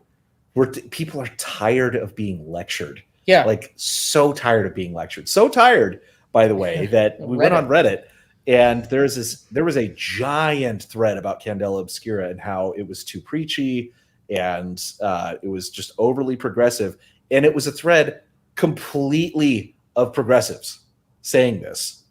Like all of them. And it was very funny because they would all have to, you know, provide their bona fides and disclaimers. And you know, it's submissively pee before saying, I don't like this game. And it's too preachy. Darrington went too far with this. It's like everybody is tired of this. I didn't, you know, I didn't wade, you know, full in, you know, especially after your video. I'm like, they got it covered. But I did want, the thing that was fascinating to me was Indestructo Boy and his video. I did do one on that, and you're right. It was just, it's the same dynamic. Yeah. He please don't hurt me. Yeah. Please don't throw me out of the club. Yeah, he looked like one of the guys that got arrested for trying to kill Hitler. If you've ever seen that footage, of, you know, like they put him in like these ill-fitting clothes, and they're like hiking up their pants, and they're trying to like, you know, these. I've been warned that you know, I'll be attacked, you know, if I do this, and they were just so funny. It's like attacked. What by are you afraid of? Yeah, exactly. These people are so weak. Yeah. When you said that the critters, the Critical Role fans, the critters have an IQ of 75 in that that one video, I lost it. I was we occasionally have moments of inspiration. Yeah. We'll keep doing that. I love it when people aren't afraid to tweak those people. You know, I do it in a different way. You know, just by kind of calling out, you know, some of these folks, you know, but I like to think I don't pile on. I mean, I'll do generally like one video and then, you know, that's it. You know, if you like it, you like it. If you don't, but I'm not afraid. And I'm telling you, the most pushback I've ever gotten was the recent one with Matt Colville. Really? His fans are lunatics. They're right up there with critters, man. They are vindictive. They are. Look at some of the comments on my video, and I'm having a good time. I'm taking your philosophy of just a wall of text and then just, you know, saying something like, "Nope, you're wrong," and they'll write another wall of text. It's the most effective response you can give. Yeah, Dostoevsky, as the basic expert has said, Dostoevsky comes out and, you know, continues writing Crime and Punishment on your. But it's insane, you know. And I would have said, like before, you know, that I did the Ginny D video, and I was prepared for the worst there, and you know, there were a few. But for the most part, no, it's Matt Colville fans. Man, that's crazy. Quick question here from Vid. What's the difference between a good game and a game rule set? I don't need any more games ever. I have all the books and PDFs that I could ever use in a lifetime. What are we looking for? That's being well integrated with the genre, having a strong identity, and being able to deliver mechanically and flavor-wise on that vision. Yeah, you want those things to mesh, because it's like, I don't know. It's like, I don't need any more generic fantasy. Like, I don't care. There's a million versions of D&D. There's a million OSR products. Yes, there are differences, and you can swap out pieces and whatnot. For me, it's like, you need an evocative setting that hopefully has interesting mechanics that speak to and support that setting. And like they should inform each other, you know. And so like one of the points that we brought up in our V5 core book video is, and that's a rule set that has its problems. It's a game that has its problems. The 5th edition of Vampire the Masquerade. But there's a change in the mechanics with 5th edition to how your vampire powers work, called the hunger die mechanic. And it's excellent. It's the best mechanic I've ever seen that unifies the setting, the character, and the rules in a way that makes perfect sense. It's quick. It is easy to understand, easy to implement. It's excellent. It's great. So, you know, look for a game that does that knows what it is, is unapologetic at what it is evocative, and has mechanics that service that vision and that genre. Like, you can use the D20 rule set for anything. You can do that. But that sucks. So don't. It's good. Yeah, it's going to be. It's going to suck. It's good for fantasy. It's good for like that heroic D&D adventuring. Yeah. Genre. We did a mini. I had never played Vampire. I believe I still have not, or of course run it. But I did run. I think it was about maybe 2009, 2010. I ran a World of Darkness game. Oh nice. Yeah, Blue Book. And it was better than I thought. Yeah. It was. It went well. Rogan's character. I started Rogan's character. Maybe this shows my immaturity, but Rogan's character almost from Jump Street woke up. Do you want to tell everybody how you woke up? Oh, I woke up in a bathtub full of ice. Stitches in my back. With his kidneys gone. With his kidneys gone. Yeah. So had a girl at a bar. I met a girl. But the thing was, like, you ended up. That girl, you kind of ended up not having like a relationship with her, but you didn't end up hating her. No, it was it was a bizarre thing how that organically kind of happened. I didn't hate her. I kind of still wanted her, kind of, sort of. Yeah. But I mean, of course, I worked in traditional, the traditional stuff. But Rogan always got a kick out of that. He ended up he ended up woke up in a bathtub. Yeah, I was shocked. quick super chat here from Vid. Thank you for a reply, gentlemen. The show was worth crawling out of my foxhole for. Inexplicable Garibay discussions aside. Cheers all. Thank you so much, Vid. $5 super chat. Yeah, the World of Darkness, what was known as New World of Darkness and is now Chronicles of Darkness because of licensing issues. That Blue Book it's one of my favorite books ever because it was at a time I was probably 17 or 18 when that came out. Maybe 19. I can't remember. It was 2004, so probably it doesn't matter. But it was like when you're at that time in your teenage years where you're just at peak creative energy, you don't have any responsibility whatsoever. And so I ran all of the characters that we eventually ended up playing Vampire the Requiem, but I ran through all those characters in their mortal life in that kind of Blue Book style where it's dark, never-ending mystery, the rabbit hole always going deeper and deeper and deeper. And to your character, waking up in the bathtub full of ice, I had a character whose father dies through some sort of heart attack, but his hair is turned white, and they have to go to identify the body in the morgue. And when they get there, she can hear him inside that drawer, banging, let me out, let me out, let me out. She's the only one that can hear this. They take it out, and it's just on the slab, So it's like she's hearing his spirit, cool. And it's getting attached to her. It was awesome. I absolutely love Blue Book World of Darkness. You can run a pretty effective just regular old horror game. I threw in a vampire maybe towards the end, but it kind of downplayed. It was just kind of. And there's creeping. You can definitely do that. That's how it should be run. Yeah, there's some really good source books that were just for World of Darkness at that time that have been forgotten to time, but shall be resurrected in reviews on our channel. Yes, there was one for a market, like a night market or something, that I think I worked in a little bit, and my wife still talks about it. I mean, we played we played that, and it was done. But she has mentioned that within the last 2 years, and it's probably been 10, 12 years since we. Sounds like you got to run it again. Really enjoyed it. Really exactly, yeah. Chris Miller, $5. Thank you, Chris. Garibay's finally here with my food. Got to go. Yep. That has to be what he does for a living. Yeah, I'm sure. Oh, it is. Yeah, Crazy Mouse here is he's a delivery gig. I'm a dasher. Yeah, he spotted it right away when we started EFAPing some of the videos. He's like, this guy's he's a delivery guy. And we're like, really? Yeah. And then he was pointing out, he's going to his house here. He's like, watch when he turns the camera off. It's it's right in front of an apartment complex. Oh, and it's a different one every time. So you can yeah. Certain people have identified where he's driving on Google Maps before. Yeah, Shauner has many times. Oh yeah. Stop doxing yourself. He's a Philly guy. Yep. So I saw, I'm not sure which one of you guys it was, but I saw you were, one of you guys was in the chat for Max's stream the other day, Max Liao, and his response for the 4D role playing. Yes. I didn't watch all of it, so I don't even remember what I said. Well, let's just talk in general terms, because I thought this was interesting. You know, and I'm not one of these guys generally who, you know, gets upset. Look, I understand we all got an angle.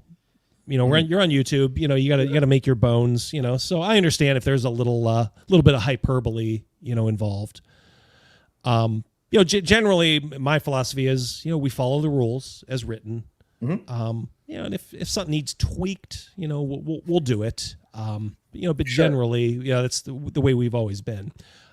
This 4D role playing came up, and I think it was 28 millimeter. I think his name is Rick. Was kind of the one, you know, preaching about it. And what it is, for those of you that don't know, is, well, you know, there's 3D, which I think is, you know, you're completely sort of immersed in your character. Am I right there? You know, you're kind of always talking in character. So. I don't know, because they have an actual lexicon for this, of like what is a 1D, 2D, 3D, and 4D role player.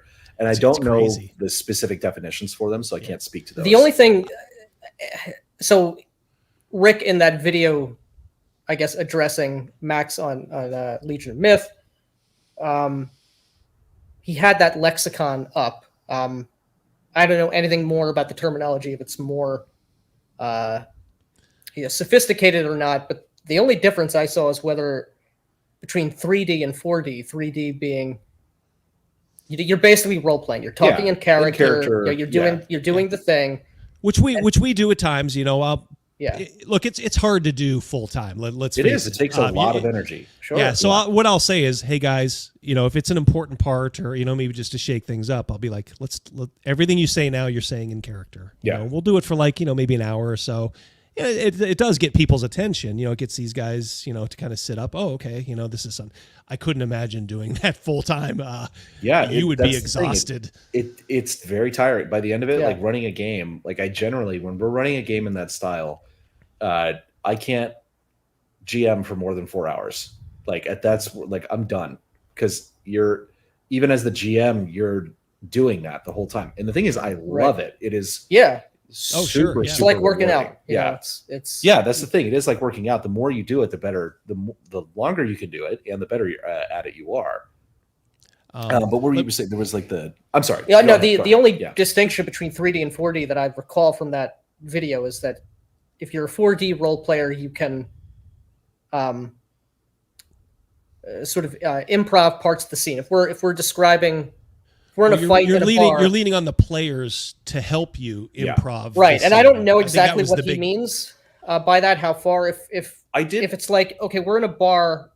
For my action, I take a glass of beer and I smash it over the other person's head, even though the GM didn't explicitly describe. There's actually not there's not a bottle on that table. Stein, it's not a cup. It's a plastic cup. I didn't say that it was there. Yeah, like like that's. Yeah, fun. I mean, that's the glass is there. Like that's that's not a problem. Yeah, so that is my understanding. Is the difference is basically it's like the players can kind of incorporate and add things into the scene that makes sense, and that are not like advantaging or disadvantaging anyone. Right. I actually have this weapon now. Yeah. Or Mr. Max had done a video on basically, I think he was walking along the beach and using it as an example where he's like, someone might ask the GM, or say, I'm going to look around to see if there's a piece of driftwood. Is there a piece of driftwood? And the GM will say, let me roll on the table, or yes or no, there is driftwood. Whereas like, I think, and please, Max, correct me if I'm wrong. It's more like if you're the 4D player, you're just saying like, I pick up a piece of driftwood. You're just assuming it's there because why are we breaking the flow? Yeah, why are we breaking the flow? Why am I asking the GM a question for something that would reasonably be there? Essentially inconsequential? But if I sit here and ask the questions, it's breaking the flow and it's breaking the immersive experience. Yeah. which I get, and I that makes sense. Yeah. That, if it's for small stuff like that, but I think one of the examples in the 28mm video was, I think Rick said, "Oh well, if you're on a spaceship, I'll have them sort of, tell me, what's on the spaceship or how it's designed." And that's when Legion of Myth Max was like, no, that's it. Now you're just being lazy. There's no reason you couldn't pull up, some sort of map, some traveler map. And just use that, or at least as a basis. But I suppose, to be fair, in this game I'm running on Sunday, I will be using a map because it is a plotted out dungeon. But I've never used maps in any of my games. I just make it up. Nothing wrong with that either. Theater of the mind. I suppose it depends on if you have a group you can really trust.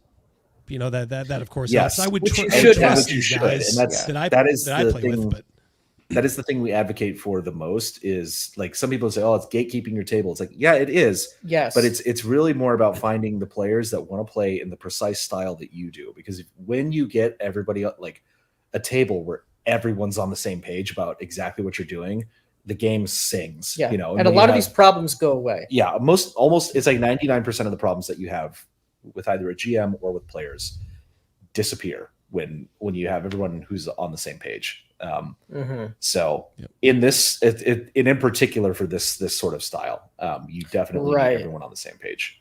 Quick super chat from the Jim, $10. Thank you, the Jim, so much. Hey guys, what do you think about RPG Pundit's recent video about how combat isn't the core of RPGs? In my opinion, he accidentally made the case for story games, since 99% of rules are how to kill the badass.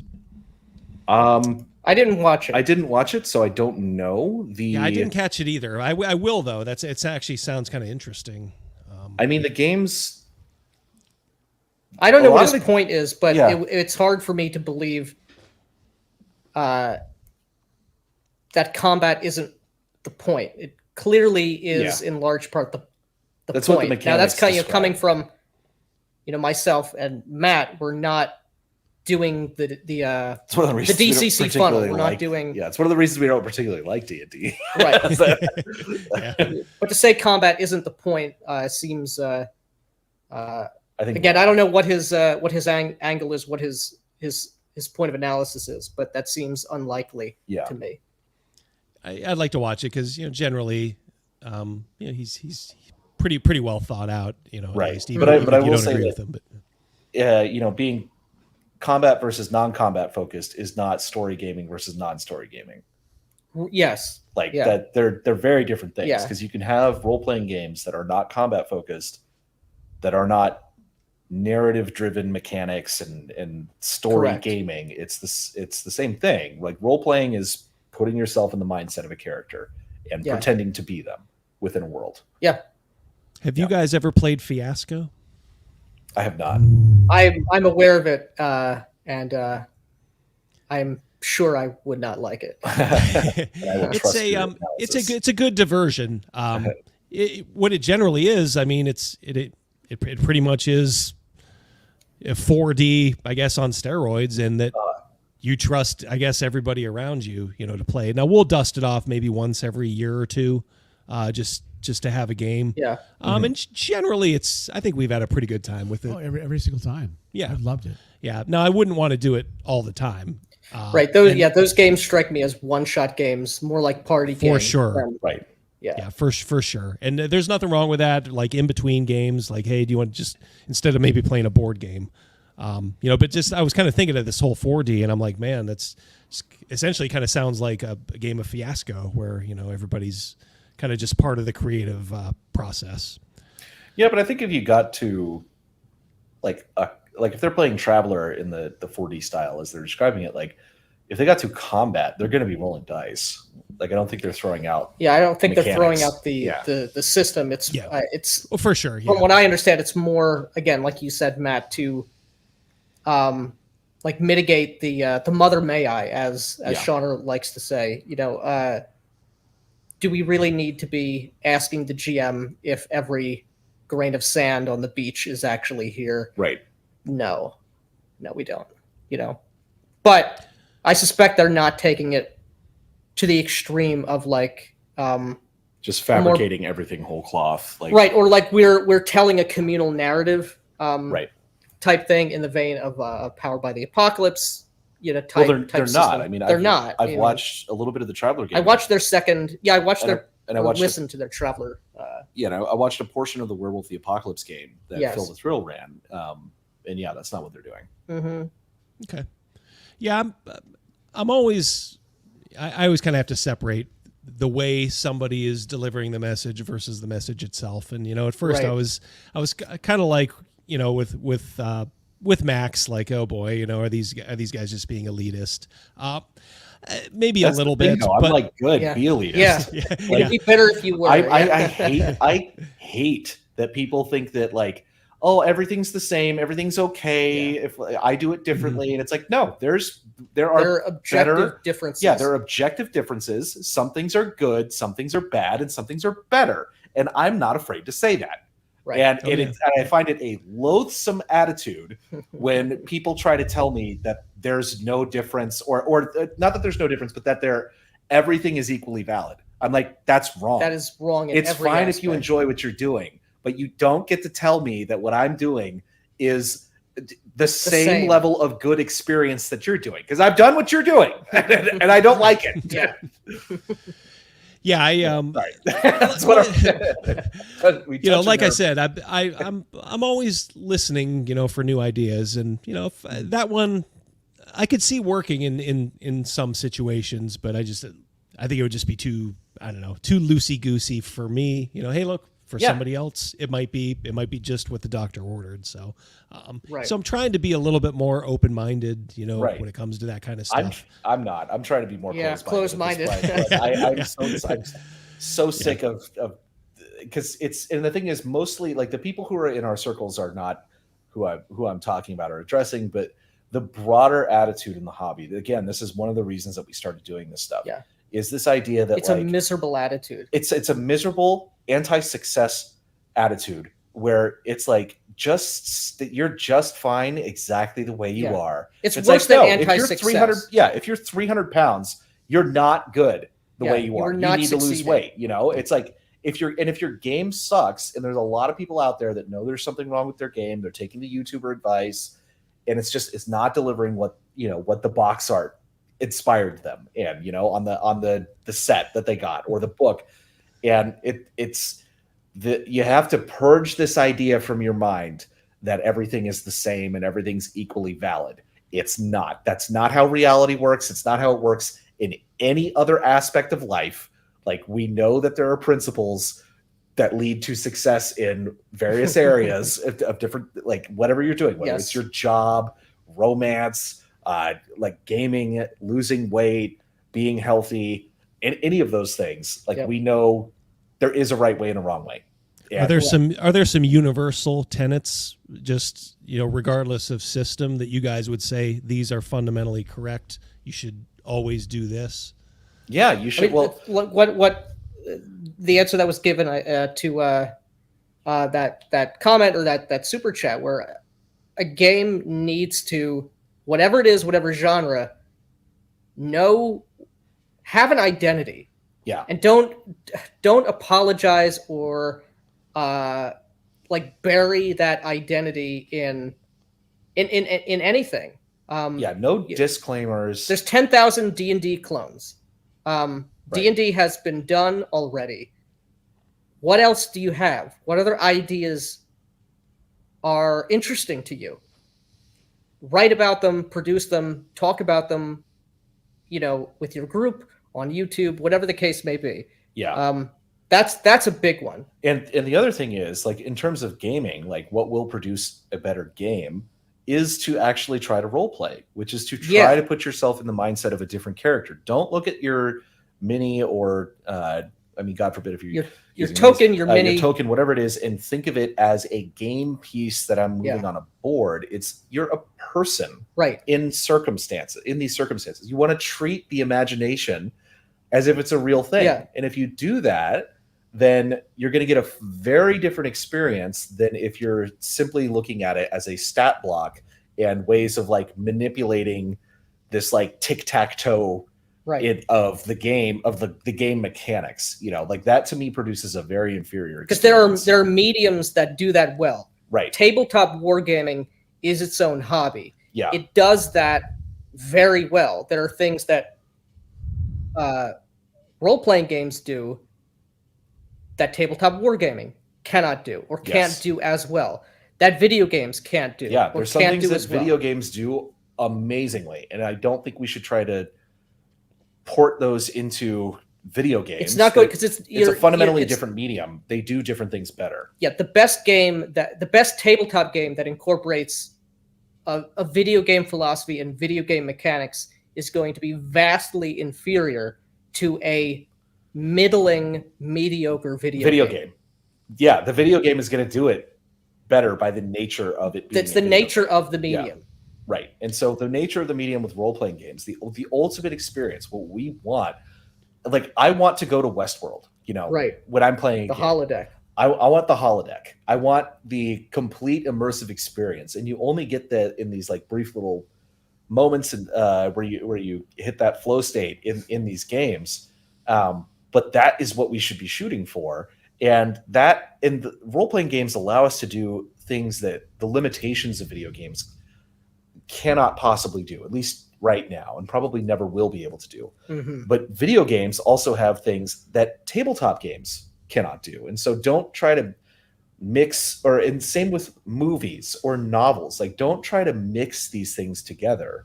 There may be certain commonalities between portions of them, but if you know what the nature of the role-playing experience is, which is pretend, it's so easy. Children do this all the time. You just pretend that you're someone else. That's all it is. Like, and if you want to get better at that, you actually have to do that at the table. And the more you do it, the better you get and the better the experience is. So all of these stupid videos out there telling you how to be a better player, you just throw them in the trash. You knew how to do this when you were a kid. Just pretend. That's all you got to do. Mm-hmm. Yeah, there's to my mind, there's nothing deader right now than advice videos for RPGs. Yeah. There's just so many of them. Everything's been covered. You know, I tried doing a few early on.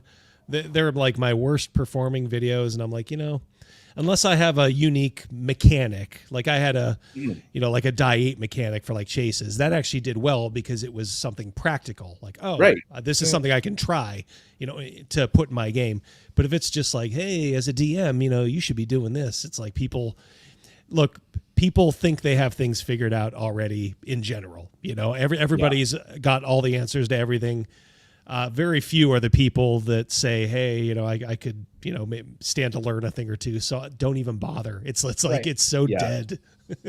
Well, and the resolution of your advice that can be conveyed in a advice list video is going to be so banal and universal that you may as well not say anything.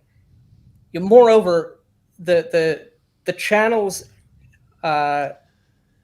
who are putting out these advice videos and have for years in some cases, by and large, none of these people believe anything about the hobby. Right. I'm there just to chill out. I'm just there to have like whatever you shut do is up. fine. Yeah, they don't have thoughts or ideas. So these are not people you're going to gain anything from. Super chat here. By the way, thank you, Whitlock Wizard, who was just tuning in for the first time. Thank you so DM much. James. Good to have you. My old boy, DM James. Is that Boots and the Ginger? Is that Boots and the Ginger? I do not know that reference. Boots. Who's Boots? Must be me. The only Boots I know is from Dora. It's from Dora. James, if you want to come in and ask these guys a question, I owe you one. Just let me know. If he says yes, the man I'll from throw Byzantium himself. Yes. Love DM James. Good guy. Yeah. If you want to come in here, James, and just chit chat a little bit, I'd be more than happy to have you. Let us know if you do. I'll throw the link in the chat. Let me know if he says yes there, Crazy Mouse. Thank you. Thank you guys. 122 watching. Great turnout. It was nice. We have had a great turnout tonight. Yeah. Yeah, Hell yeah. Yeah, hit the like button if you can. It'll help subscribe us. to us. 120 subscribe to people them. watching. There should be at least 120 likes on the video. Yep. Yeah, come on, guys. Nut up and do it. Yeah, and Yeah. as Crazy Mouse just said, make sure you're subscribed to not only this channel but of course Black Lodge. Yeah. Oh, here would be the other. What just was thinking back because you were talking about principles and whatnot. A principle for YouTube and content creation in general as well. Have ideas, but also when you have those ideas, expect people to hate them, and don't dislike that. Like, this is the thing, because we've had people be like, "How do you deal with all these like people that get so mad at you?" And I'm like, "I love it." Yeah. Like, are you kidding me? Like this is awesome. If you can learn to just have fun with that, then it's awesome. Yeah. Most of these people I aren't agree. real. Yeah. Oh yeah. I mean, they can't hurt you. Edgelord just became a member. Thank you so much. No, Edgelord. not just a member for a month. Member for a month. Yeah. Oh, I'm sorry. Yeah, member for a month. Yeah, that's right. I Excellent remember. job. saying Just that. subbed a month ago. Yes. Edgelord, thank you They so became much, a buddy. member. A Got member. the money. Yeah. Yeah, DM James said that was from Letter Kenny. Don't know what that is either. Sorry. I'll Google it. Embracing the hate. I've had to do it, in my own way. Yeah. Mine is more rank, just kind of political. You're getting the nutso. We get a lot of political stuff too, though. Yeah, I was going to say, people I think we share a lot of the same haters. It's just different tacks, I think. Well, I mean, know we've you been- guys you're pretty libertarian, right? I mean, I am got that impression. I am like more libertarian than Javier Milei, basically. There you go. So, that's a good yes. thing. Yeah. Letter Kenny is a sitcom from Canada.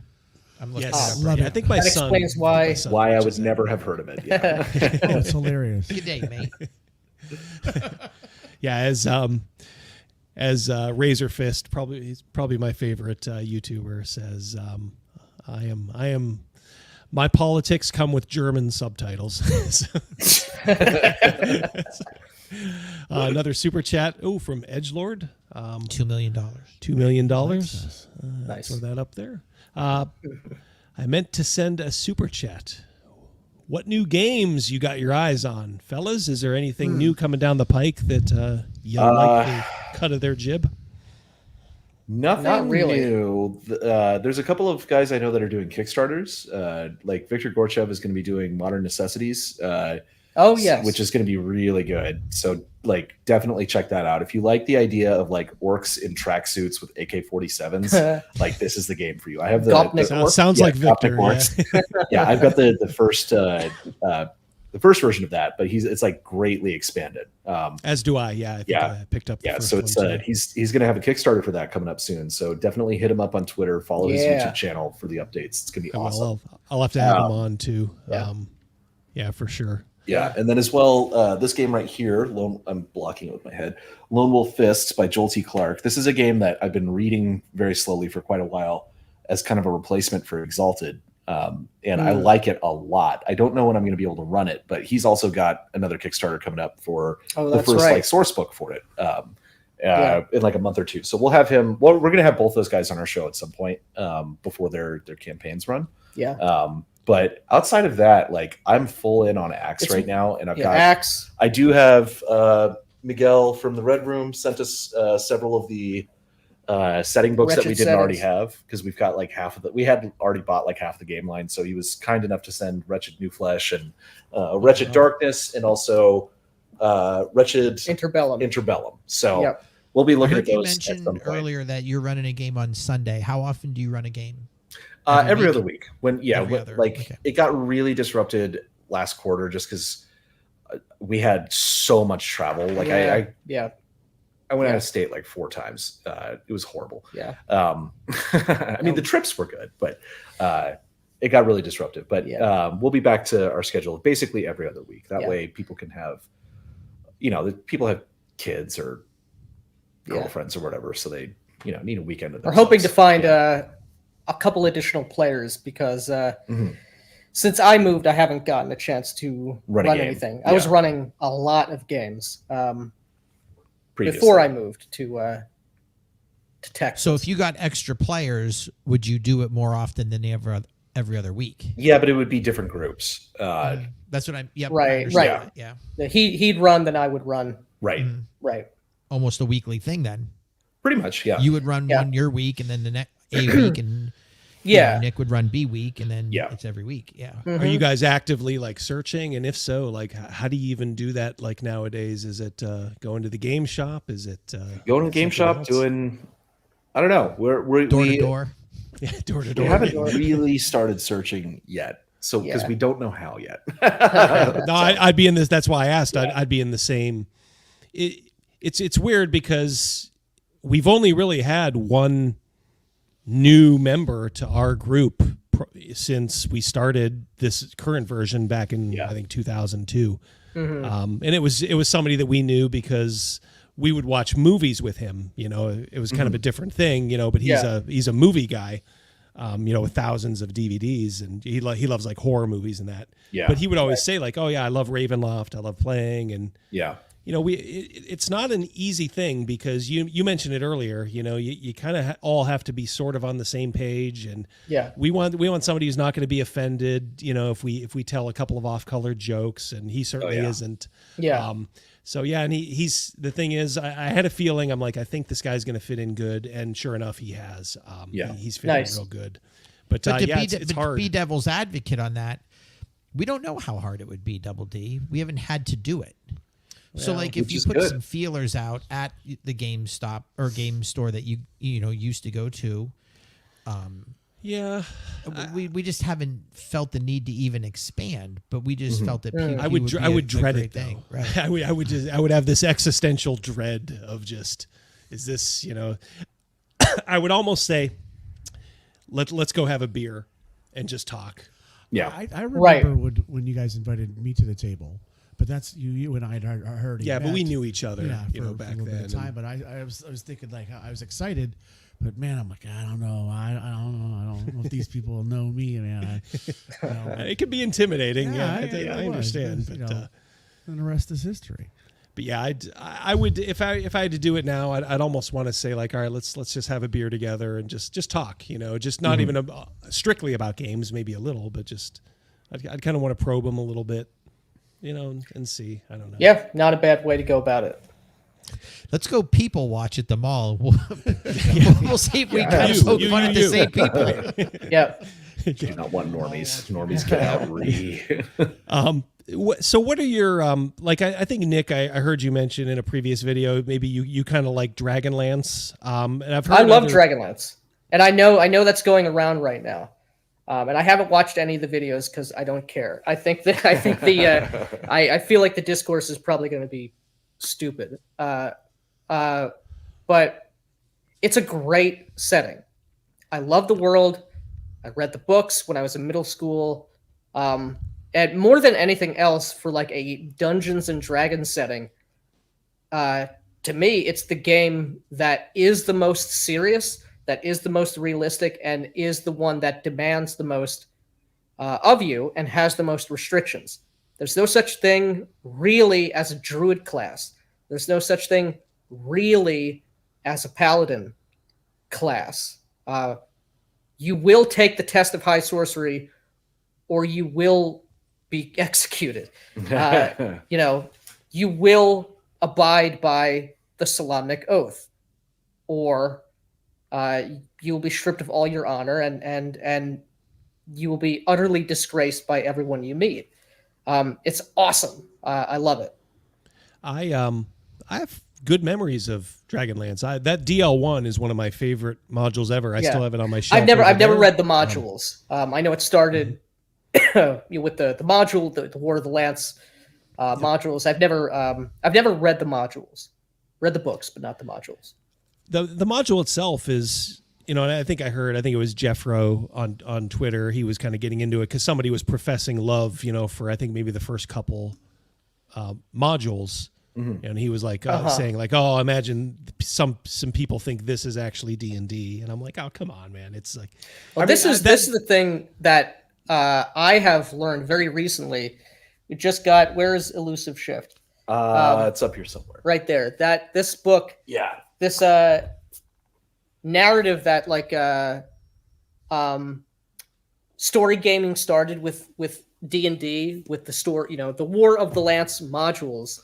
I used to just take that as a given, but I have learned that book goes really in detail. We've learned that is 1975 fucking wrong. Yeah, it's wrong. It's People were correct. wanting and doing more not storytelling. You know what I mean? More narrative-driven games, well before AD&D and well before Dragonlance. And to Jeffro's point, it marks a point at which the structure of the game changed for the audience, for sure. Mhm. Like it was no longer the GM and player co-created setting out of this immersion sandbox, where you're using I get that. It was a big shift in the product line, but that was clearly something that was coming down the pipe. Yeah, or it People wouldn't have been wanted it. successful. Yeah, people wanted it, and it's whether or not that's I don't think it makes it not D&D at that point. It's it's still a D&D product. Just for sure, it's changing with the taste, with the times. I'm not saying that's good or bad, but it just had kind of grown up a little bit. Look, you go down into the dungeon, you tomb raid, you get treasure, you go back to town, and do what you do. I love that personally. Mm-hmm. But I can see where people are like, isn't there anything more? Is there, could I be part of the Lord of the Rings? And it's a valid point. It obviously goes over the line, when you're changing things in the rules, you're fudging things to make sure things happen in a dramatic way. Right. You can't do that or it just rings totally false. And I haven't read the modules, so I don't know if this is how it goes, but what I have heard is essentially that the modules are a railroad. And that's probably the case. That's probably a lot of if you run them as is. Yeah, if you run them as is, but there's enough there. At least the first one, which I always loved. They give you a beautiful setting. Yeah. They give you a good villain. A good DM can make a pretty good dish with the elements they give you without the railroad. And my thing is I very much agree with everything that we do is going to be an emergent game where that is directed by player choice, and the player's choices are going to have consequences. I'm never going to run strictly speaking an adventure path. I might take elements from them, but the players are going, especially my players, the second that they feel those invisible video game walls that you're running into, they do everything in their power to tear them down, because that's when players realize I have no agency. I'm not actually making choices here. And so the only choice then is to blow everything up. Right. Because that's the only choice that matters. Because if you can then destroy the game, essentially, then your choice has had an impact. So I get that. Yeah. But I think the James, thing is, I think James is totally saying right, that. James. Yeah, James is saying that right here. I've always felt that story emerges from player 100%. choices during the That is game. 100% Absolutely, correct. James. Thank you very much, by the way, buddy. Yeah, that's 100% correct. But I think that I don't know. I like some of the old D&D campaign settings, and I think they're great. I don't see any problem with running them. Yeah, it's like the elements are there, the ingredients are there. If you choose to make it a big old railroad, I mean, okay, that's your choice. Yeah. And look, you can make a railroad without the setting. I know. If your players want it, then fine. But I mean, a good DM can recognize, oh, this is a good element. I can throw that here if need be. This is a good NPC. Maybe they'll meet them, maybe they won't. But you can kind of concoct a dish that's not a railroad, but take advantage of those. You can also just use those modules as a premise, as a launching. Yeah, a lot of them have great premises. Yeah. Absolutely. And that's what you want. You want a good premise, and then see what the players whatever do happens with it. happens. Yeah. But here's the world. Here's the world state as it exists right now. Yeah. This is what's going on. The players come in. They can do literally anything. But now we have a baseline for how the world is going to react. The people, the factions, influence politics, war, whatever's going on. I have a sense of where that's going to go, with or without the players' interaction. Yeah. I have a little surprise. I was watching one of your videos today, and it was too good to pass up. So we're gonna rewatch it. Sure. But I always like to we'll grab this chat here first. Go ahead, put that up there, Crazy Mouse. This is from Boss Bully Boy, $2. Thank you so much. Nice. This exceeds expectations, fellas. Thanks. Well, I'm glad you guys are enjoying it. Yeah, like me I said, just support these guys. So holy shit. Those are just supers. Okay. They just flooded again. I was gonna. There it goes again. Support Black Lodge if you want to support this channel too. That's thank great. you. At least just subscribe much and obliged. watch our stuff. Yeah. But yeah, I saw this video. It's yours. Yep, gotcha. Now I hope you'll understand. I had to put a little head on it for context. I think you'll recognize it though. So we'll let this run. It's only like 2.5 minutes, and then we'll talk about it. And hold it against my chest. And I will say, you need me more than I need you.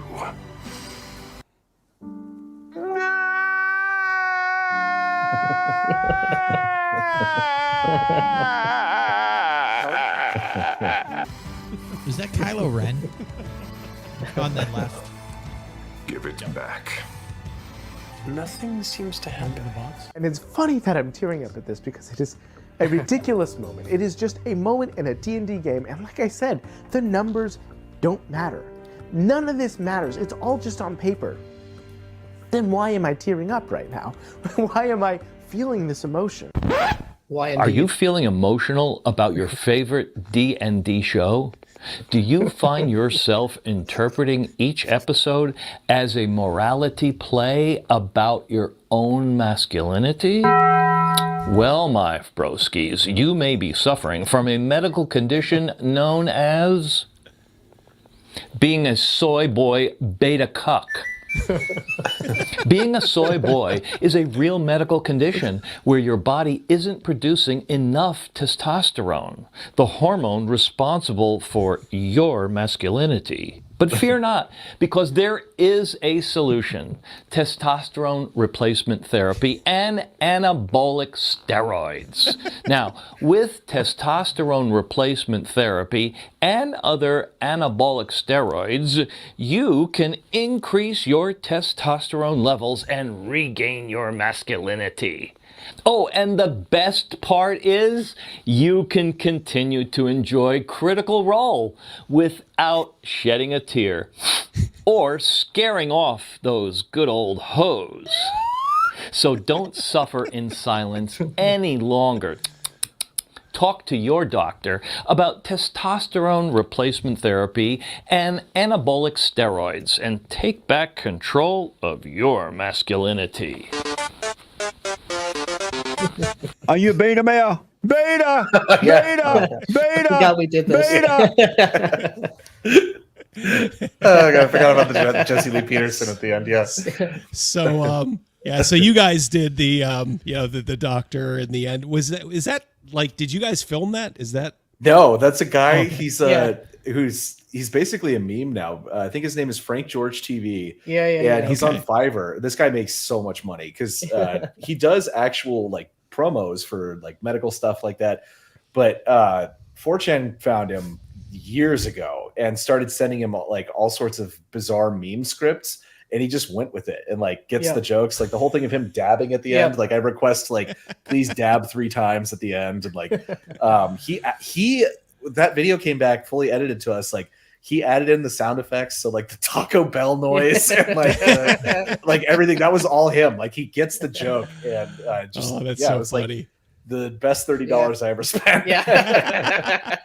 Flint Fire Forge, $2. I can confirm Dragonlance is D&D. I was rest in peace. Thank you so much. Fire Forge. Yes. So that you guys kind of did a whole video on that. Yeah. Edgelord, $2. Does that doctor take Blue Cross? Very real doctor. We'll check on that.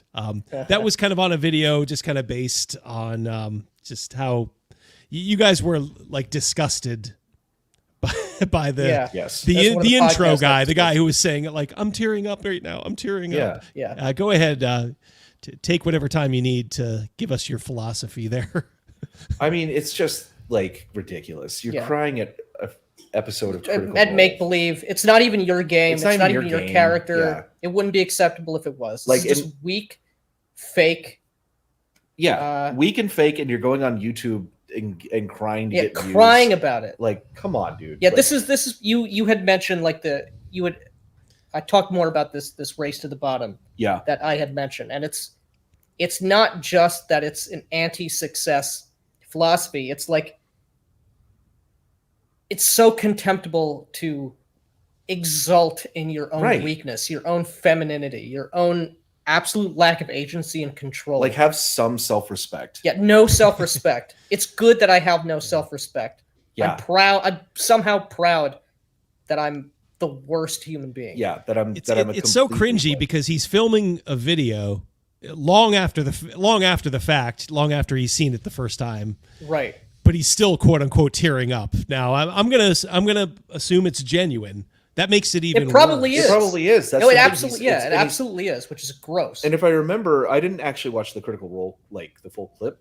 I don't have the context on the quote on the story, so I don't know if it played out the way that he actually described it. If that was like the intended meaning of him, like getting over toxic masculinity or whatever. But it seemed to me that this guy was just projecting his own feelings about this. I remember I onto was so mad. I know you called me. Yeah, you guys were salty on that one. Yeah. Yeah, it's so stupid. And like I'm new I'm member, sick. James Bacon just wanted to get in there. Thank you so much, James, Yeah. for joining the channel. Go ahead. I am so sick of like deconstruction of masculinity. Yeah. And it's so cynical and awful. And this is like it is destroying people's lives. Like and this is the thing that I think most women don't actually, that they have no idea what it's like to be a man. Which makes sense. And we don't exactly know what it's like to be women either. But they have no idea the experience of what it means to actually be a man and to be competitive and like chase success. And honestly, to have to come from essentially nothing, like you have to basically build your own being, your own self over, there's Camille Paglia. I actually heard this on a different stream today. Camille Paglia says that, women are born, men are made. And that is basically kind of true. And there is a big disconnect here. And so when these guys are like, oh, I just got to get over, I have all the weight of the expectations of being a man. And like, it's all bullshit. It's like, no, that's a real thing. There are expectations on you. And I hate when I hear people say, oh, I got to do some adulting. Oh God! And when it's like a man that words. says it, I want to slap him in the fucking face. No, I want to drown him. Like I hate You're that not shit. going to make it. You're absolutely not going to make it. Yeah, out of the gene pool. Rogan says out of the gene Out of the pool. gene Yeah. pool. Seriously. Yeah, exactly. Seriously, it's like this. We have like people, and I'm not someone who's like, we got to get back to the farmland and return and get rid of civilization and get. I'm not like that at all. That's I like in large part a civilization. LARP as well. Yeah, that is also a LARP. How about just some good old fashioned stoicism? Yes. Yeah. We could do with a little bit of that. Mercurius gifted one membership. Thank you so much, Mercurius. And the thing is, while the testosterone ad is a joke, it's also not a joke. That's a huge problem. Like, and it's widespread. Like, tons and tons of men out there have low testosterone. It's declining generation over generation, and if you have low testosterone, you will die earlier. Like, you're missing something. And it's going to change everything about your life. So if you find yourself crying at Critical Role like that guy, go to the doctor. Yeah. It's not a joke. Go to the fucking doctor. It's like if you haven't had meat for a while, if you either maybe you're on a diet or something, and then you have like that first like steak or hamburger or something after. There's almost nothing like it. The flood of just like you can almost feel the energy coming back into you. Yeah, exactly. and the color back into your skin. Exactly. Yeah. Exactly. Yeah. The vegans they look so unhealthy. Because they are. God. Yeah. Exactly. I have never seen a long-term vegan that didn't look like a ghoul. Like something out of the Monster Manual. I love that when you guys took apart that anime D&D commercial too. Oh, I don't have that one hooked up. But, and that guy's getting canceled right now as well. Oh, really? Yeah, he got canceled because 2 or 3 years ago, he made a same style cartoon video about how he likes girls. Yep. And I've heard about RK. Yeah, I didn't realize that's who. That was going around a month and a half ago, 2 months ago. It was like objectifying and transphobic or something, and like it just shows it's that guy. Yeah, it doesn't matter. Yeah, never apologize. To these people. Oh, never. There is no amount of contrition you can give. It's not about that. Their appetite is insatiable. Right. They want you to bend the knee and be submissive, so they have control over you. And they tell them to fuck the right off. They're canceling him for the most normal thing about him. Yeah, exactly. Yeah, I kind of like women. I like chicks. Like get him. It's so sad because you see these people, and they'll do anything they can to get back in the good graces of the people that are doing that, and it's so sad to watch. It's the wrong way. Yeah. I just want to tell them, like, this was honestly, this is relevant. The stream I was watching earlier was Michael Malice interviewing Sam Hyde. Yeah. And he was asking about, like, what do you do? What is your advice for someone who gets canceled, and has like media people coming after them? And he says, what you want to do, and this is completely honest, is act as though you were a member of the Church of Scientology and go on the attack. Never apologize or go on the defensive. Like, do what they do, and you will come out on top. Yeah, exactly. And look, I do I would consider it a very mild version of that, in a lot of my, what I would call my culture war videos, where I just go through Twitter and just be like, what does Matt Colville have to say? Oh, he hates the country. He's a leftist shithead. I'm just going to put it out here. Many such cases. Yeah. And it's like, you see my videos. I make it a point, like I said, they're scripts.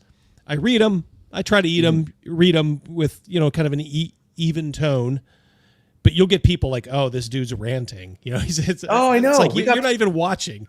Yeah, we got so much of that on some of our recent videos, like the Candela stuff. They're like, this is an unhinged bad rant. Bad faith and I'm rant. Like, I'm so calm. Rant. Like, like, what are you talking about? They make it sound like I'm like screaming at the top of your lungs. Slamming the podium like Khrushchev. I always love that. They'll just blatantly lie, create these like straw men arguments. Yeah. But yeah, I mean, it's just it's crazy. The amount of backlash, and it's so good to tell them just to fuck off. Oh, I know. It feels and just have that freedom. I don't care. Go fuck yourself. If I could tell them to, without getting thrown off, to stick their head in a wood chipper, I would. Because that's. But you can't say that, and you wouldn't. So that of course, yeah. I mean, and I kind of follow. Were to say that. I love Adam Carolla. He's one of my favorite mainstream YouTubers, and he came to that conclusion too. He's like, I just tell these people to fuck off. Go, do what do this to yourself. Right. He will just tell them, because he has his own thing, obviously. He's on his own platform. But God, I just love that freedom. And I feel so sorry for the people that are like walking on eggshells for these miserable dibbicks in their life. I don't feel sorry for these people. Yeah. They made their choice. That's true, yeah. If for anyone who doesn't see the world around them at this point, I have no sympathy for you. Yeah. I mean, I guess I was referring to the ones that stray from orthodoxy and have that little glint of normalcy about them. But you are right. I mean, at some point they're just lost. I mean, if getting, jumped, essentially gang jumped by people doesn't open your eyes, then what is? These people do not care about you and anything they're offering. If you don't realize now that it's empty. It's empty dust. There's nothing. There's no reward. There's no pot of gold that the other camp is going to offer you. And at the slightest drop of a hat, at the slightest opportunity, you will be torn to pieces, or they will try. Their power is completely voluntary. It's completely what you give them. You give them. Yep, for sure. Switching gears, this is something I've brought up, and I was pleased to hear you guys talk about it. The importance of art in like early D&D. Almost as important to me as the rules.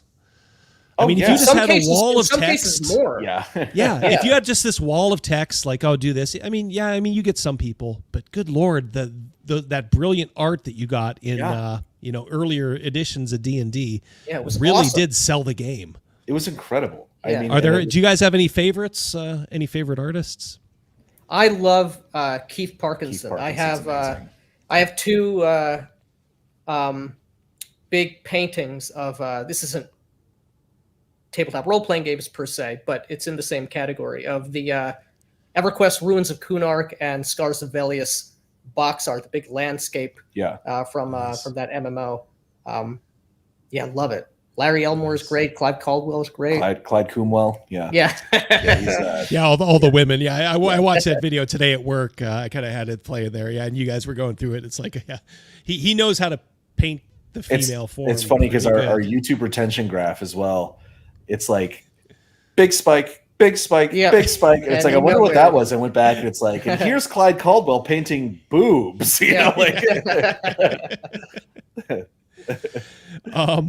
So you guys the also chat's chiming in. Errol Otis. Oh yeah, Errol Otis.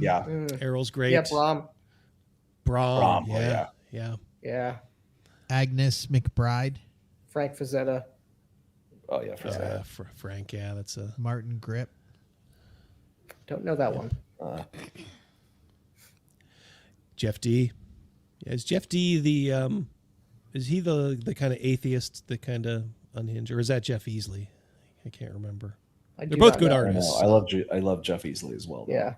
Jeff D got a vote, but that's also from his neighbor, so we have to take that with a grain of salt. I do. Great artists. I would love to continue the conversation, but we are going to have to wrap it up on our end soon. Unfortunately. No problem. In fact, we can go ahead and stop here. We'll shelve. Our live play for next week, and because we did go a little bit long, but the conversation was just go long. Yeah, it was great. It was interesting. There you go. Would love to continue. Yeah, we'd love to talk again. Yeah, if you, I'd love to have you back, or if you guys ever want me on your channel, we'll have you come on sometime. Hell yeah, I would love to come on and talk to you guys and your audience too. Awesome. Everyone in our chat, the divers, go ahead and subscribe to Black Lodge Games. Yeah, make sure you're subscribed. And make sure that you have liked this video if you have not already. Yep. That'll help all of us out. More people will see it. More people will be exposed to Black Lodge Games. Scott Garibay. Oh, we don't want that. Which is the most important. Yes. Exactly. We need him to do well, or the hobby will implode. All right, guys. I will let you go then. Thank you so much for coming on, giving us your valuable time. Thanks so much for having us. Yeah, and thank you so much for shouting us out all those times and everything. Really appreciate it. Really, thank really you. Well, you guys are doing great work. If you're a YouTuber, this is the way to do it. Just watch what these guys are doing. Try to copy them as best as you can, and you will be successful because these guys are headed straight up. Well, thank you. So thank you very much. Thanks, guys, for coming on and rescheduling for us. Yeah, man. Most definitely. Miss it. All right. Peace, guys. Take care. Good night. All right. Super chat coming we got look at him sneeze PD breeding. James, where is your mind? James, thank you so much. $2 for the other super chats too. Everybody, thank you for sticking around. I think the Black Lodge guys were a hit. I always appreciate talking to smart people, and they are very smart, very interesting guys. Would you not agree? Oh, absolutely. I would agree with that. I mentioned this a bunch of times. I'm excited to have these discussions with people that are actually trying to make our hobby better. Yeah, as opposed to the other people who's invaded it, who's trying to rip it to pieces. One thing that they were talking about, and I did not want to bring it up, but they were talking about we don't need more D&D games, which is exactly what Greg Gillespie just did. Yeah, but I give Greg a pass because A, I like Greg, and B, it is kind of his system that he used for those all of his like mega dungeons, like Dwaro Deep, Barrow Maze. So it is good to get his system there. In the same respect, you know, once I have that one, I think I'm pretty well set on, you know, between that and Old School Essentials. Yeah, I think I'm pretty well set as far as like old school D&D rules. So yeah, I do understand what they're saying. I'll just, you know, in my mind, I'll just always look at, all right, Greg's word is the last word on it. And if anybody else wants to do it, that's fine. But I think your time is better spent, you know, doing like adventures and stuff like that. Something people can use for all those old school rules. Rule books that we have, right? Yeah, there's a market for that kind of stuff, I think. That I think is not being met. So think of some good adventures, some good, you know, even if it's just you know, quickies. Look at how well you know, Barrow Maze has been you know, received. You know, that'll tell you if you have a good idea, people will buy it. We can scan the chats a little bit here. What's Ryan Nilsson, that's my feeling on it too. Yep. Having a blast watching you guys, says Surly. Played Dragon Slayer on Tuesdays. Yeah, it's old school fun. Yeah, if you guys don't know, Greg is just running kind of in promotion for his game. Did you get to do it yesterday? I did, yeah. Okay. Yeah, check it out on Greg Gillespie's channel. He has a YouTube channel. Just type in Greg Gillespie. You'll see. The first one doesn't have me, other than in the chat. That's when my power was down. But yesterday, I was able to kind of join the fun. How long was that, Double D? It was a couple hours, I think. Yeah, a little over 2 hours. And you know, Greg's Anybody die? One guy, my fellow brother. I'm a monk, and then there's also a cleric. So we're kind of you know, joined at the hip a little bit. The cleric almost died. He had a save or die roll, and he made the save. So yeah, so Greg doesn't mess around. He's a harsh taskmaster, but it was fun. Yeah, it was pretty fun. So yeah, if you guys are looking for, you know, that one last rule, Dragon Slayer is like kind of between first edition and when does his? So you're testing it now. Yep. When does it come out? Should be. Greg said like really soon. End of the month. I'm not sure what drive through is. We're almost how there. They're doing. Yeah, so I wouldn't hold him to that because he only committed to March. I'm going to guess it's going to be there for anybody. Those that guys from Black Lodge, I was just kind of piecing together some of the stuff that they were saying. They are in their mid to late 30s, correct? I would guess, yeah. Yeah. Yeah, I would guess so. He made a comment about being a teenager in like 2004. So I, you know. Yep. Added shit up real quick, and I'm like, these guys are. Yeah, they got the right attitude for sure. I think what you have to do in this space is just kind of realize, like, you know, they have a thing like, you know, no apologies. You know, that's their channel. They're going to give you their opinions, no apologies. And you know, if you disagree slightly with something, don't take it personally. You'd be cutting off a valuable resource. Diversity in Dragons. Patty asked about your dad. Yeah, my dad is fine. Thank you, Vid. Thank you, Patty. Yeah, I was talking with Patty about it. Yeah, my dad, he's getting up there. He's in his mid 80s. He needs a heart valve replacement at some point, which they say is actually as routine a procedure as those things get for that age. There's always risk. But yeah, he's resting, getting all the preparation done for it, and hopefully, God willing, you know, he gets it done, and then things will be a little better. Thank you for asking. Matt McGurk, channel member, or I'm sorry, subscriber. Start a new campaign on Sunday using CNC for a group that has only played 5e before. Okay, Matt. And me only running 5e. Both excited and terrified. Don't be terrified, Matt. Castles and Crusades is I think it's a very good solid system. I would recommend using the 18 plus 6 variant. Sorry if I got to get in the weeds here a little bit for Matt's question. And then have every one of your players just kind of do their math across. So for all the three major attributes, they're going to be adding a +6 to, as well as their level and any attribute modifiers. And then have them add that up into one solid number, if you understand what I'm saying, so that when you say, hey, I need you to make a roll, your difficulty class or your challenge rating, however they term it, is going to be 22. They know immediately, just by looking at their sheet, because they have it written down, oh, I roll a die 20 and I am adding this because I'm using my strength or my dexterity. Look at the DM's guide, use the 18 + 6, or one of those variants if one appeals to you more. I use 18 + 6. But then I also have the players write down next to each stat what they are adding in toto when they have to do a roll. It makes things go so much more quickly. So I am I'm surprised it's not built into the character sheet. Or somebody hasn't made a variant. So thank you for those of you indulging me with that little bit of Kevin. Hey, what's up, Kevin? How you doing? Hey, Double D, quick question.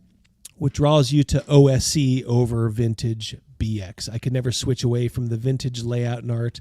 I know you're a huge fan of Otis as well. Just curious.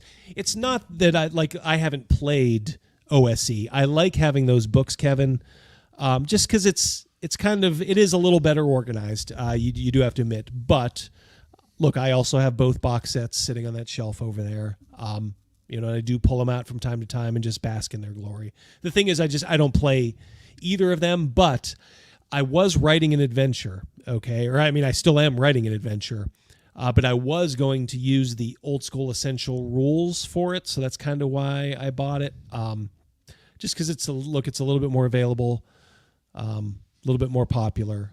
Since then, I think I'm just going to go with Greg's system because it can easily be adopted to old school essentials. When it comes out. So, when I do release the adventure, hopefully a little bit into the year, I got, like I said, I have a good artist now sitting a few feet away from me. So I am looking forward to see what the two of us can come up together. We're going to kind of collaborate a little bit on it. Whitlock Wizard, Double D, when are you bringing back the CNC live plays? Good question. We're going to start up again pretty soon. I'm not going to start the live play right away. I need to I have a new computer now. So I got to kind of figure out how all that works out. But if you guys want it enough, we'll run a few sessions. The thing is, I need to be able to not do as much editing as I was doing. I was trying to eliminate echo in those, and it was fun to do because I did want people to see how we play, but man, it was a bitch to edit. So I'm hoping this new computer... it would be like you'd be playing the actual game on Friday, and you'd be spending the rest of the weekend editing it. Couple hours at least on Saturday, yeah. And I'd have to kind of remember in my mind, did somebody say something they shouldn't have? Because I don't want people to look. We're a table of goofballs. Gen X goofballs, so we might be prone to say a couple of things. Shut up, boomer. Yeah, exactly. Exactly. Shut up, boomer. Edgelord, Double D, when and what is the next movie? I'm trying to work with Pew Pew. I'm trying to also figure out a way how to repurpose all that Conan footage from the failed live stream. I think I may just do a video on it. And just kind of like, hey, this is why I think Conan the Destroyer is an underrated movie. So I can use that up. And then Conquest is the movie I want to do with Pew Pew. Well, he actually wants to do it. And that's one where we'll probably end up we'll probably just film a video on it because I don't want to keep getting struck on these live plays and waste everybody's time. I always feel bad when that stuff happens. Although I don't think there's much to copyright in Conquest. It was pretty not well known. Would you do a review of Dragon Slayer or Barrow Maze in the future? Yeah. You can probably count on me doing at least Dragon Slayer. Barrow Maze has been out so long, I think people know about it. But I will occasionally mention it. Curse of Yig says Conquest is terrible. Conquest is terrible. OMFG. Well, hey, that's just your opinion, partner. I saw it once. Is this a quote from Conan right there? Double D, what is best in life? Yes, it is. We all know the answer to that one. Yeah, Conquest. I remember seeing it. It didn't leave much of an impression, but my friend Zolt swears by it. Now these guys are cracking. We're gonna stop the question and answer thing because now they're. Double D caught my wife gaming with another man. Any advice, Bleeker? You got to watch him. He's always got a sharp edge. This is probably Gavin texting in under all these names. Yeah. Hey, Crazy Mouse. You know, Yeah. When are the Steelers play next? You know, you can just look online. What you should do if you catch your woman gaming with another man? Cry about it. Watch Soy some boy. Critical Role. Have a good Soy boy. Yeah, have a good cry about it. She'll respect you forever. I trust me, Bleeker. Marinate some tofu and slow grill it. Yeah, for sure. Yeah, boy, what that night kind of flew by. First with Venger's Kickstarter. Remember that if you're thinking about that, and then Webhead Mike. that was really interesting. We got to get him back. Insightful. We got to get him back. Yeah. He was a very good appetizer for. He was actually he was genuinely excited. If you go back and check it out on the video, he was very excited that he was asked to be on this show. So well, he had been saying, and what I liked about him is he never pestered me, which you obviously never want to do to somebody. Look, I try to answer or at least read every comment. I can't get to it. I try to interact on Twitter as much as I can, but as the channel's growing, sometimes it's less and less. And I remember him saying hey, Double D, in an email he sent me, just to let you know, I'm Scott Garibay's DM. And I was like, no, you're crazy. And he's like, yeah. He's like, I know him in real life. I'm like, well, I'd love to have you on. And he said, cool. But that was probably maybe a month or two ago. And I just, well, hold on. Let's say it was a month or two ago. So let's say it was 2 months ago. That's 8 weeks, right? Yeah. You had a blackout. We had Christmas. Yeah. So holidays. In reality, flu. Oh yeah, all that happened. Yeah. You guys were sick. Which I think he understood because, like I said, he's only been in the green room 4 weeks. Yeah, exactly. Yeah, he never pestered me, and then he said, I think he just reminded me, and then I was like, oh, you know what? There's a perfect opportunity to slide you in. He was interesting. Yeah. It was kind of interesting to get all the dirt on Scott. Not really a surprise. Him having anger issues, that stuff comes through. Oh, you can see it in his nostril cam. his nostril cam. You can see it by all the stickers from when he's running over people. Mm-hmm. Well, he just says he has these triggering little things he says, about Christians, about, again, the people that aren't as endeared to D&D as he is. And you could tell that vibe just shoots right through his nostril cam. Oh, yeah. For the record, Double D just put that up on there. I pointed that out to Rogan as soon as it popped up. Yeah. As in solo playing, which I do. Tell him he'll go blind if he doesn't stop. He's turning Japanese. Is what he's doing. Let's see here. Anything else? We'll save Otto and Roland for next week. I'm a little beat. Plus, we're not on OBS. We're on StreamYard this week because there's multiple guests. Whenever there's multiple guests, we'll do StreamYard. Sharon Stone. Yeah, bring it. Sharon Stone. Oh yeah. Sharon Stone. Yeah. Go ahead. Okay. I met Sharon Stone. Oh heck, I was 7 years old ish. She's actually related to my stepdad. Her mother. Oh really? Her mother is my stepdad's cousin. So we did a. Oh wow. Yeah, my okay. stepdad and her Sharon Stone's mom are cousins. Okay. And in that respect. But we had a big family reunion at this lake someplace when I was a kid, and I barely remember her, but she became famous, and then she did the Playboy spread. Yes. And my old man, my stepdad has no couth whatsoever. So her Sharon Stone's sister got married. Yes, And, I have a story on her too. Go on. And it was up in our area here, Mhm. and we went to it. And my dad, in his ultimate act of being cool, brought this Playboy magazine there, right at the reception, right in front of her mom and her You're sister. kidding? No, not at all. No. Oh my God. Yeah, my old man was such a It sounds like something your he your was such stepdad he was would such do. an awful redneck.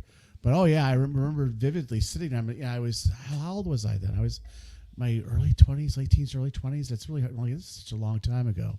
But, that would have been it sounds sitting about there, right. my mom was just so used to being embarrassed. Right at the table there, slap that thing down there, and he had a whole lot to say, and he's chuckling and laughing, and Look at them titties. absolutely. That was that's my Sharon Stone experience. Like I said, Wow, it's hard to top that one. I was just going to say the girl who used to cut my hair. We're still in contact with. She still cuts my wife's hair. She is best friends with Sharon Stone's sister. Right. In fact, she moved out to California for a while to kind of. I don't know what she was doing out there, but I think it had something to do with Sharon Stone's sister. But they're like Sharon Stone's sister lives in town, correct? In the area. The Crunchberry Beast, if you remember her from work. She was renting out a house that was going to Sharon Stone because she was coming into town to visit family. Oh yeah. So she had a house down by the lake, and she was she was fixing it up for Sharon Stone. I don't know if she ended up ever renting it out or not. Sharon Stone also, when Pat Monahan from Train, when his father died, Sharon Stone called our work to order food to go out. So she was calling our store pretty religiously for a couple days just to make sure everything was going fine with this stuff. For everything I ever heard, she's a nice person. Yeah. So yeah, I mean, I don't doubt. When you get that big, you have to start saying no to people, and whenever you say no to somebody, you're going to get stories like, "Oh, they're a jerk," and all that. I mean, it's a lot different meeting her, when she's on her way up, just essentially being around town versus, when she's pulling down 7, 8 figures, for in her prime, So I don't know. Let's see if have we bored everybody off with the Sharon Stone talk? No. Sharon Stone has a high IQ, which is rare for women. Boy, Curse of Yig, you're salty tonight, aren't you? Hate Conquest. Let's see. Rare for Hollywood women, yes. Old friend Meat, how you doing, buddy? Someone just had a legit question. There it is. Which one? You might be blocking it. Hold on. There it is. Bleakers. Oh, Bleaker. Not trying to be a smart ass here. Legit question. Are those supposed to be D cups on the screen? They're sunglasses. Come on, Bleaker. I know you know better than that. Who do you think you are? Wah, wah. Styrian Magic. Yeah, who the fuck? Yeah, we're getting to the point now where it's like people are probably like... It's probably like when we were growing up and people talking about like Katharine Hepburn or, some old... 30s actress or Olivia de Havilland or something. I don't know. Yeah, she's getting up there. Man, just go watch her Basic Instinct. Yeah, I was going to say Basic Instinct. Just Google it. It's her I don't want to say her one and only, famous thing. Total Recall. Yeah, Total Recall. She was good in Total Recall. Yeah. Yeah, I liked her. Double D cups. It's kind of nice hanging out with the chat here a little bit. Yeah, what else is going on? Except we knew Raquel Welch. Yes. Oh, Raquel Welch. Oh, she was a fucking goddess. Fox. Yeah. Goddess. She So set a good looking. standard. That all dead. Oh, Casino. Yeah. Yeah. Sharon Stone was in Casino. That's right. Ginger was her character's name in Casino. Yep.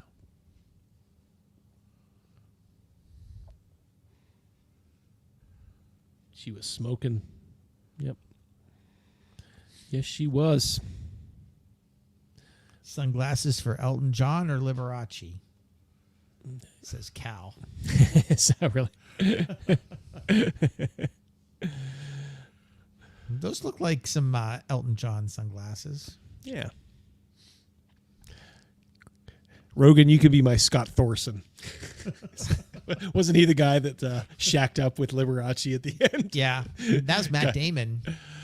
Oh yeah, that's right, in the movie. Yeah. I keep forgetting about that movie. Yeah, Matt Damon. It was Matt Damon and the guy from, Romancing the Stone, or what's his name? The guy that was in Wall Street. Oh, Michael Douglas. Yeah. Yep. He's in Falling Down. He is in Falling Down. I feel like that movie sometimes really hits home, man. You said something before we started that blew my mind, Crazy Mouse. You were talking about an incident that happened today while you were dashing, and you were like, between all your gig apps, you had something happen to you today that hadn't happened, and you said what? How many transactions? I say I'm between 30 and 40,000. I'm in my 6th year of being a dasher, and when I say a dasher, I do DoorDash and Grubhub. I do Uber Eats and Uber, which is the same thing. So that's 3. Lyft. I do grocery shopping for people. I have a certification to deliver subscriptions. Did I say subscriptions? I have a certification to deliver prescriptions. So I can handle people's medicine. So, and then legal dealer. Yeah. So I do 7 apps total. I'm about 30 or 40,000 deliveries in. And today's something, and it's pretty rare when I can be like, man, this never happened to me before. Like I've been in a drive-by, I've delivered literally a drive-by shooting. Yeah, literally he was in. drive-by. Yeah, we told that story early on. Yeah, I've delivered to naked people, guys and girls. Like I've seen tons of shit. People have fooled around in the back of my car. I've been propositioned for shit. But anyway, today something happened that never happened before. Drug dash, says Surly. I delivered some groceries to a high-rise apartment complex downtown for some lower income people. And I'm there quite a bit to deliver groceries. I delivered the woman's groceries, and as I'm walking out, some lady followed me. She was probably about 70 for sure, maybe 80, but I'm going to stick in the 70s. And she just pretty much hired me on the spot to drive her to a doctor's appointment. She strong-armed you. She did. She said, I was walking out the door, and she followed me right out, and she said, you're going to take me to my doctor's appointment, and I'm going to give you $20. And I said, well, where's your doctor's appointment at? And she named a place, and it was literally a 5-minute ride. And I said, what time's your appointment? And she said it's at 9:30, and it was 9:15-ish. I said, I can get you there in time, no problem. I put her walker into my trunk. She sat in the front seat.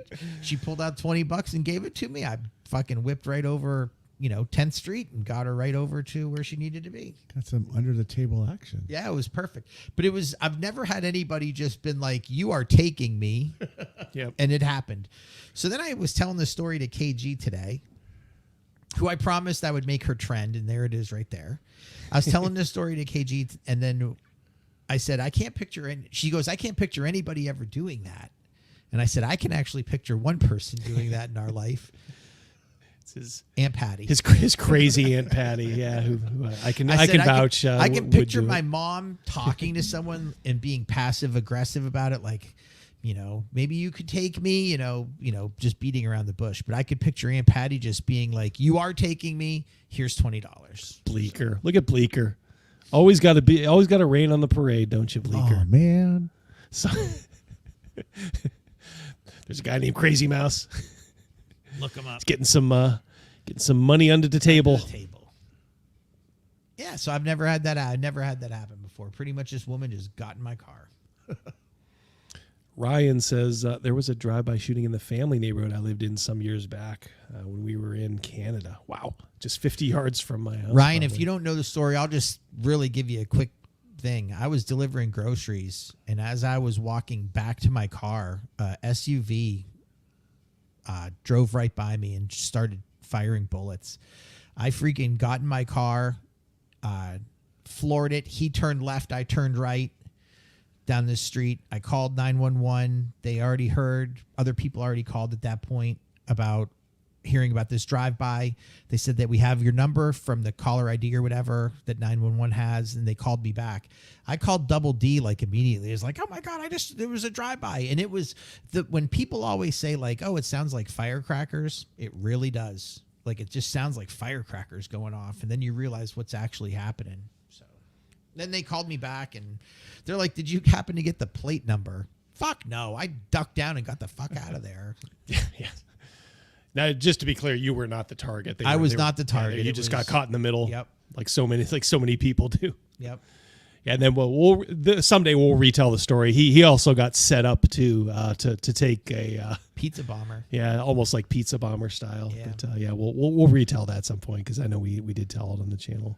That's when we had 5 listeners a night. That's exactly yeah. No, we're big time. All right, guys. We're gonna let you go. We'll do auto enrolling next time. I promise. Just so you're here, we'll stay in contact a little bit with the boys. They are in that forest right there, near right in the center. Yeah, right between Elpa and Duborg. They're in that forest, and they just got a shitload of money from a who they think is some sort of an enchanter. Yeah. Named Rune Acker. The boys helped save him. And boy, that money hit the spot, did it not? In a weird way, he saved us as well. Yeah. Absolutely. What is your plan, by the way? Just if you have one, like, are you gonna? I think you we'll said have to discuss it really, because with this windfall of cash, our plans could change. Well, if you want to discuss a little bit now, that way at least I have I'll have a general idea next time. Well, I mean, now I want to go to a town and actually get some real better horses.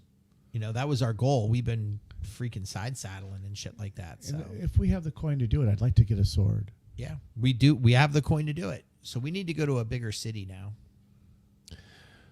Well, you're between. You have if you were to get out of this forest, up north is of course back to Carlsfell where your incident happened. What, are you watching me? I just pointed to Carlsfell to Rogan. Going back? Yeah.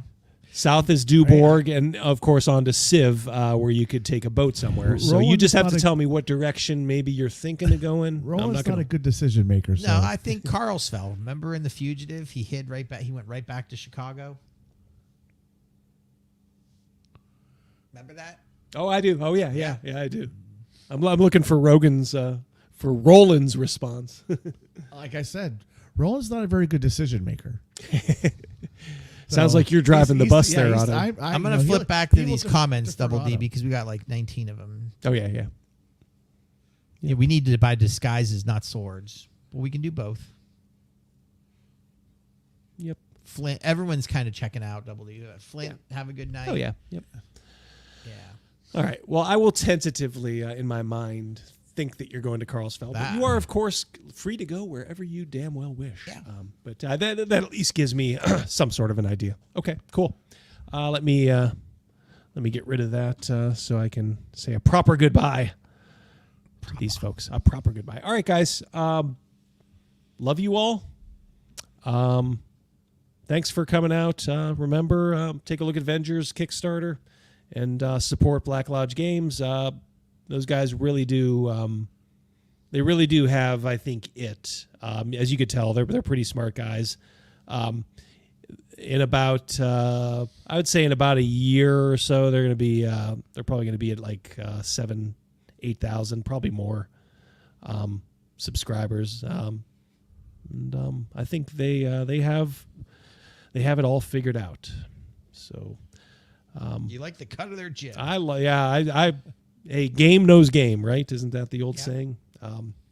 So yeah, I will. That's why I wanted to get them on before they blew by me, which they are going to do any day now. So, but yeah, I would love talking to those guys anytime because I'm just into interesting people and smart people.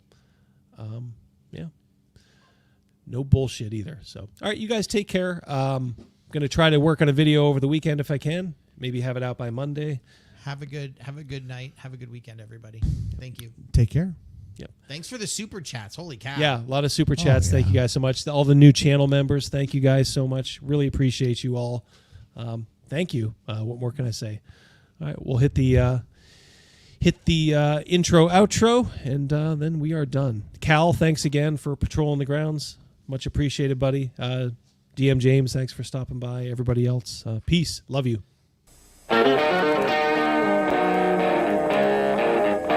Hey, man, is that Double D? Yeah, man. Well, turn it up, man. Let's just go in and, like, kill all the orcs, right? They're the bad guys. Who gives a shit? We just hack and slash and we loot their dead bodies, right? Hack and slash, kill them all, conquer the infidels. Boy, that campaign sounds like a barrel of fun, doesn't it? Somebody who's opening a refrigerator and leaning in, right, is the language of a woman. Somebody who's opening their refrigerator and being cut off halfway through that lean is the voice of like a mermaid or a siren, right? This is not the face of the hobby anymore. And I think there's been mistakes made in years past where people assumed that D&D players were all, white dudes in a basement, which has been a faulty assumption for a lot of years and gets more and more false every day. And so it's, in my viewpoint, honestly, guys like me can't leave soon enough. I just had to be born with empathy and a weakness for socialism and femboys. For socialism and femboys. For socialism and femboys. You gotta put a little hot sauce on the taco, you know what I mean? We want this dwarf to be the dwarfiest dwarf. Right. We want the elf to be the elfiest elf. And just the dashiest dash of Tabasco. The voices need to carry across water. I'm a creative.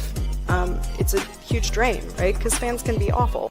Al zurdo de mierda no le podés dar ni un milímetro. ¿Me podés definir zurdo de mierda? Que no todos los que, digamos, los colectivistas, los que ponen, digamos, o sea, esa idea... A ver, ¿por qué le pones de mierda, digamos? Porque son una mierda. You say white lives matter, they don't. White lives don't matter because white lives aren't a thing. I disagree. Gary. Lutherville, Marina Del X, Otisburg. Who's this monster? She's got her own place. Otisburg. It's a little bitty place. Otisburg. Okay, I just wipe it off. That's all. It's a little town. Yep. We'll do it live. Okay. No. We'll do it live. Fuck it. Do it live.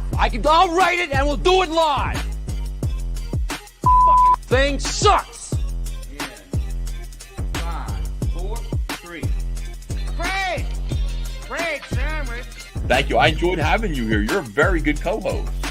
Crispy. He's gonna do. Are you going to be playing D&D doing this? What other games do you have? What your DCC? What's that like? It's D&D. It's D&D. What's the other one? What about Castles and Crusades? What about that one? It's D&D. What about what's the one you mentioned earlier? Savage Worlds. What about that one? Don't worry, Scrub. Now there are plenty of tards out there living really kick-ass lives.